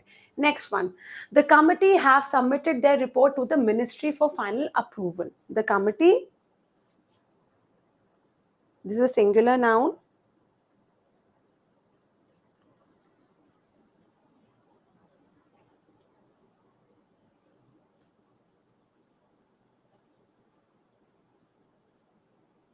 Yeah, okay, good.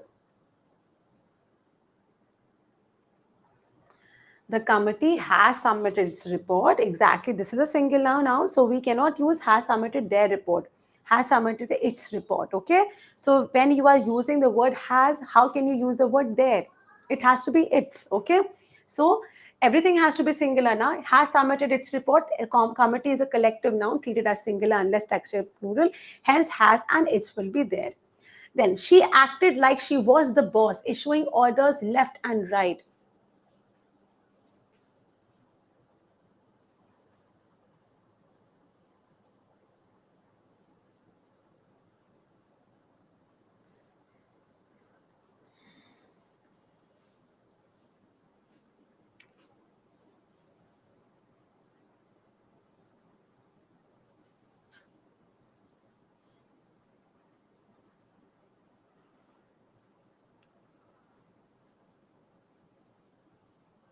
When such situations are there in which the person is not that who is holding that position, but pretending to hold that position, so always as if, it's like a something that is just imaginary, as if.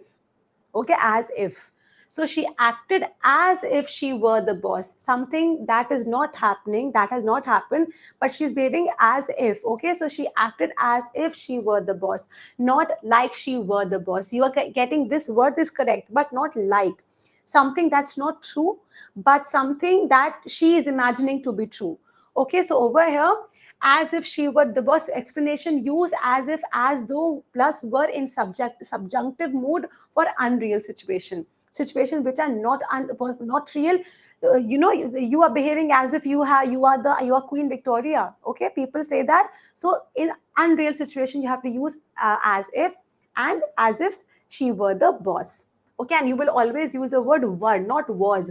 Were is something that's, again, something that is unreal, that has not happened yet. Then you have, the scientists discussed about the results for several hours before reaching a consensus. And over here, the scientists discussed about the results for several hours before reaching a consensus.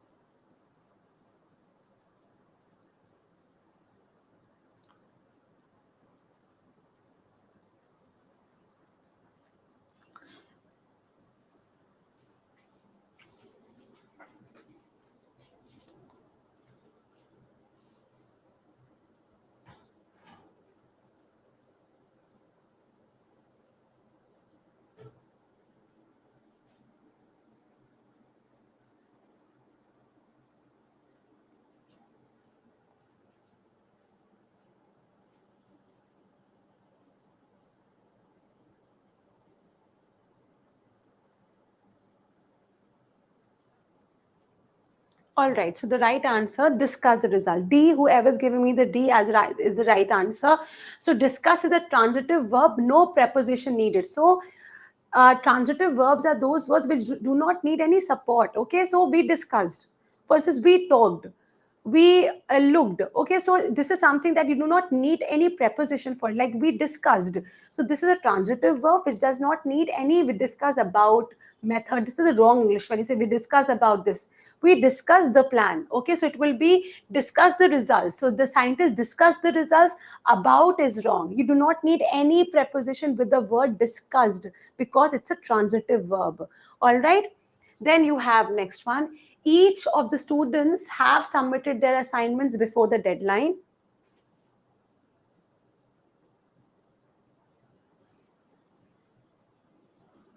Why not be? Okay, let's go over here just a second. Discuss over the results. No, you, because discuss ke saath you don't use any preposition. You just discuss the result. That's wrong English if you're using any preposition. With the word discussed, with all transitive verbs, you just need to use discuss. No preposition required at all. So each of the students have submitted the assignment before the deadline. Easy one, everybody knows this. And that is each of students has submitted their assignments. Okay, yeah, right. Okay, good. Okay, so this is the phrase replacement that is there. Again, it requires good polished grammar and uh, uh, and just basic English. Basic English grammar is what is required. Nothing very difficult. Neither has and kind of such kind of questions come, and not very difficult. But yes, you need to polish the grammar. We are coming to closed tests. Closed tests are basically fill in the blanks. It could be one word, it could be one phrase, and that's how closed tests go. So fill in the blanks. So these are basically fill in the blanks kind of questions. So we will go ahead with this. Fill in the blank with the most appropriate option. I would have waited for you, dash, you were coming.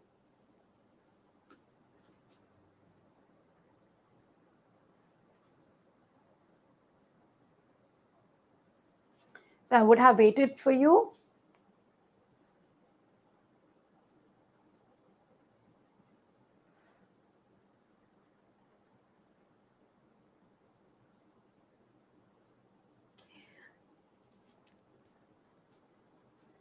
Over here, the right one is going to be B. Okay, so it is, I would have waited for you had I known you were coming. Okay, had I known you were coming. When you have such sentences के अगर ऐसा होता तो ऐसा मैं करता, you don't use a word if. Okay, I would have waited. I would have waited. The sentences which start with this kind of, I would have sung the song had I known there would have been wonderful audience.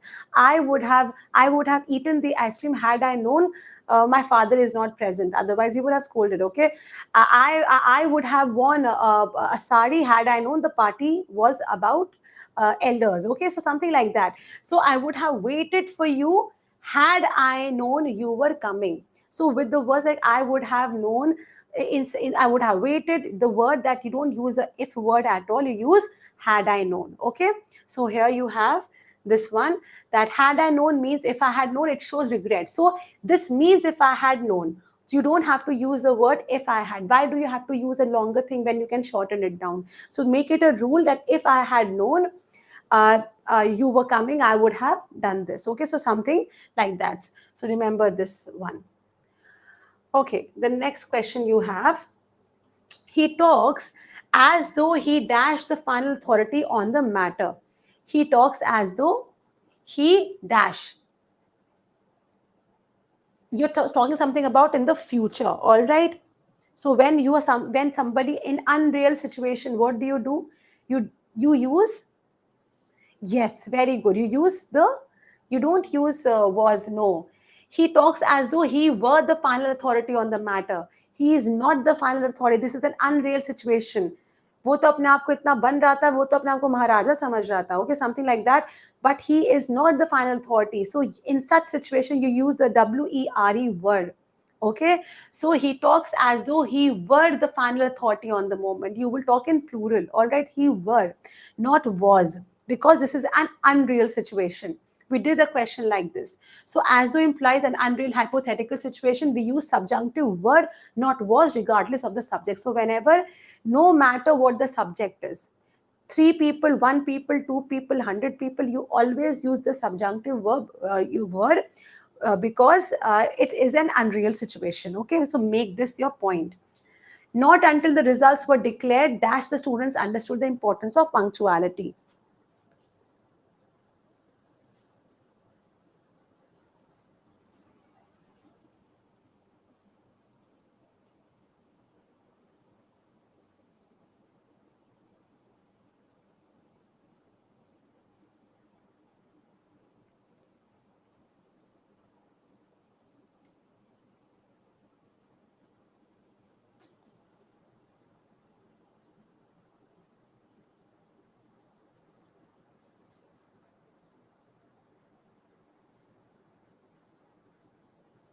Over here, the correct answer would be,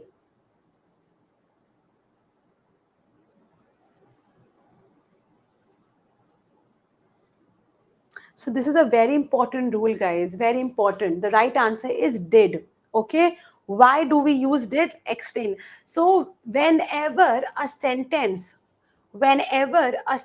starts with a negative phrase, not until, whenever there's a negative, like not until, not until is a negative phrase. Okay, so whenever it starts with not until the results were declared, we always use inversion. Not until did they, not they did, we always invert it. We all usually say that they did not go there, did they. So whenever there's a negative beginning of the sentence, not until the results were declared, did the students understand the importance of punctuality. Okay, so that comes into picture. All right, so remember, whenever it is a negative assertion, whenever it is negative assertion, not until the results were declared, it will be did the students understand the importance. So over here you are subverting this also. Did the students understand the importance of punctuality? Over here, when a sentence starts with a negative phrase, not like not until, we use inversion. Not until did they. Okay, so remember this, it's very important. Okay, seldom dash such a passionate speech delivered with such restraint.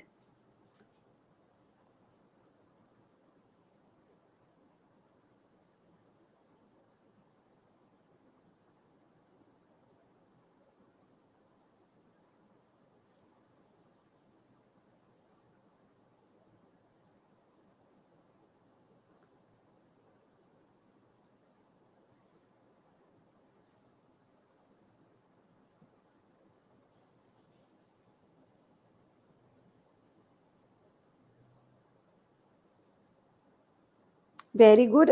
C is the correct answer. Yes. Seldom have you heard such a passionate speech delivered with such restraint. So over here, have you heard? Not you here, not you have heard. Have you heard? Okay. Seldom have you heard such a passionate speech delivered with such restraint. Okay. Next question. Had he studied harder, he dashed the scholarship. Easy one.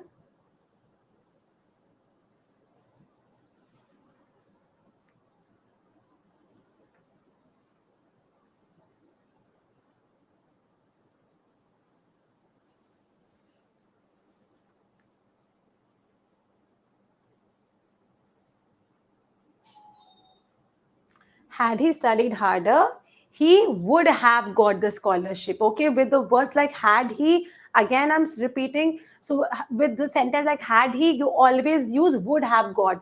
That is, you will use would plus past perfect. Okay, that is had he. Had he studied harder, he would have got the scholarship. Okay, so that's the right answer. Next one. But for his guidance, we dash the deadline. But for his guidance, we dash the deadline.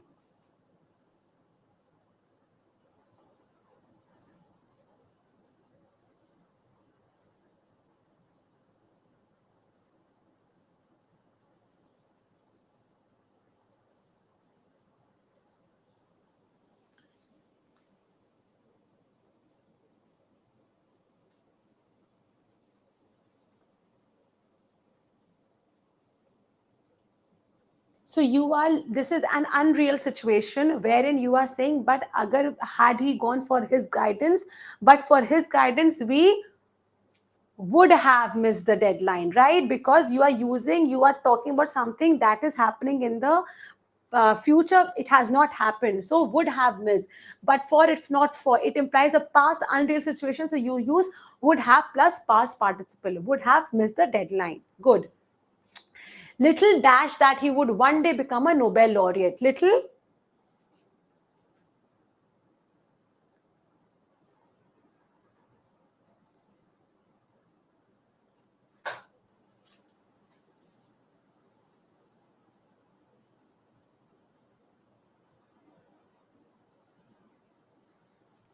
Little, yes, when the words start with the word little, again it will be an inversion. Not little he did know, little did he know. Okay, so little did he know that he would, little did he imagine that one day he would become a Nobel laureate. Okay, so little at the beginning requires inversion, little did he imagine. Okay, so that would be B, the right answer. Next, you have, were it not for his alibi, he dash in serious trouble. Again, you're talking about something that's unreal. Okay, something in the,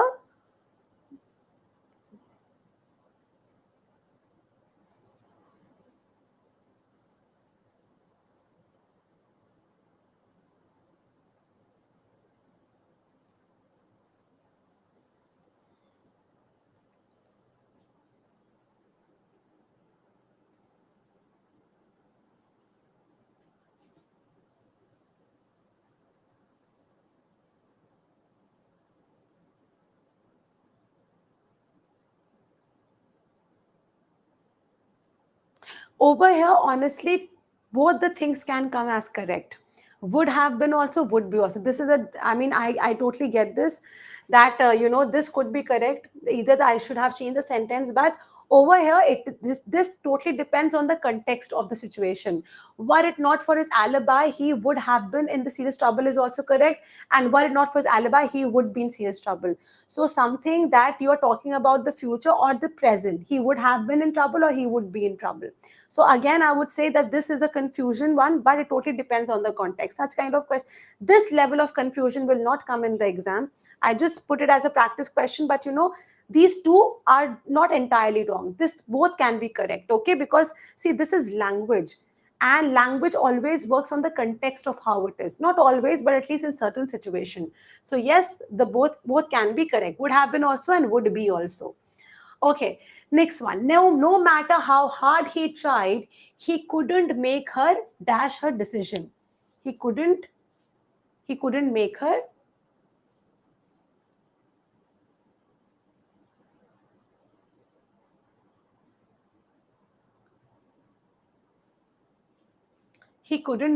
yeah, very right. Easy one. He couldn't make her change. Okay, we always use this one, make her change the decision. So after make someone, we always use bear and finite change, make her change. Okay, whenever not to change, but make her change. So we always use make her change this one. Okay, next one. He objected to dash late without informing. He objected to,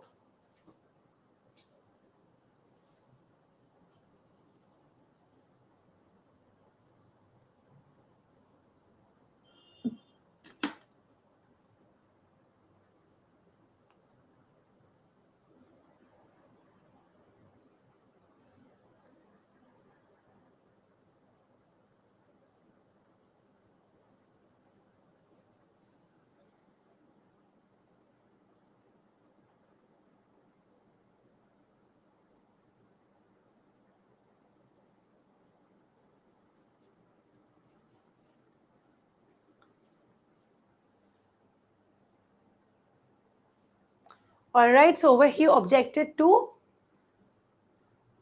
uh, over here it would be her coming. So gerunds, so why will it be her coming when we are using gerunds? What are gerunds? Gerunds are those verbs which use ing. Okay, so what are gerunds? We will not say she coming, we will say her coming. Now why do we say that, not she coming? Let me explain. We say her coming because whenever a gerund is used, what is a gerund? Gerund is like verb plus ing. Okay, so any word like laughing,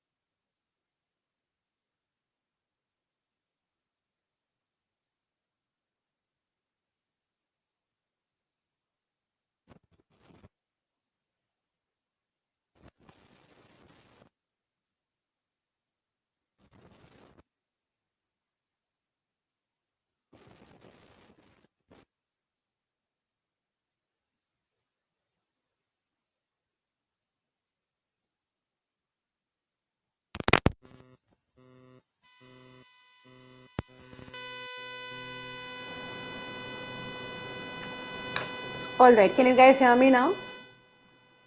Is it okay? All good? Are you guys there? Right, okay.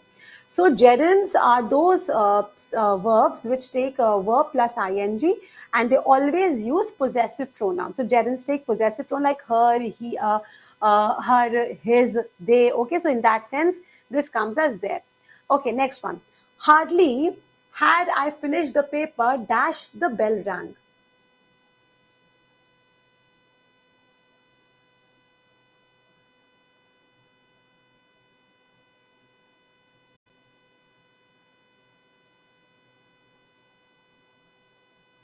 Whenever there is a question that is starting with the word hardly, remember one thing. Whenever there's something hardly, there's a rule. Hardly had I finished the paper, and the rule is hardly के साथ when आता है. Okay, so no sooner के साथ than आएगा, hardly के साथ it comes when. So uh, hardly had I finished the paper than when the bell rang. Okay, so over here B would be the correct option. All right, so guys, with this, I'm coming to an end of the close test also. And we have covered almost everything that comes in your exam. And I think this was, and also a lot of your emphasis is on synonyms, antonyms, and idioms and proverbs. Please do not miss them. Everybody is concerned about parajumbles and incorrect options and all, but the point is that make sure that you all are focusing on your vocabulary building also. Look at any of your exam papers, all are focusing on that. Okay, so make sure that you all are going ahead with that kind of wherein you all are learning. Vocabulary, I've mentioned some of the books to all of you: Wren and Martin for grammar, and Norman Lewis for your vocabulary building. Okay, okay. Yes, parajumbles are going to come. Parajumbles are going to come. That's for sure. Parajumbles are going to come. Reading comprehension might not necessarily come, but parajumble, incorrect questions, whatever that we have discussed, that's all that's going to come. Okay, this is the last session, right? Exactly. Yes, yes. All right then, guys. I think I will end the class and wish you all the very best. And I hope that everybody cracks the exam. Okay, Bhavnesh, all my pleasure. I really hope that you do benefit from it in the future and you clear your exam. Okay. Thank you, Hamam. Thank you so much. Thank you, everyone. Thank you.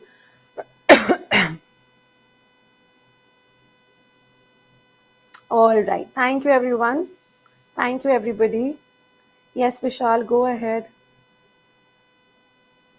Thank you, everyone. Thank you so much. Thank you, Sushmita. How would you the paper, ma'am? How would I do what? How would you the paper? What is this? I don't get it. Vishal, please reframe your question. Thank you, everyone. Have a good day. Have a good weekend. Study hard and make sure that whatever you are doing the paper, do it with some. Okay. All right. Thank you, Bhavnesh. Take care. All right. Okay. Bye bye, everyone. Hope everybody clears IB. What would be your strategy for attempting English paper? Calm. I'll be very calm. I looked at the papers and I just thought that such a easy paper, as in the English section. I did not look for data analytics and your logical reasoning, but nothing in English is difficult. Let me tell you. Not that I'm saying it from the perspective of a teacher, but I'll be very calm. Before attempting any paper, do not take at least 10 deep breaths, okay, and then attempt the paper. This is a very cliched tip that I'm sure you must have heard everywhere, all your teachers giving, but it really, really works. I have cleared my competitive examinations, and the only trick that I have applied is to remain calm. That is all. Okay. So my strategy, Vishal, it's a very good question, Vishal. I'm very, very happy with this question.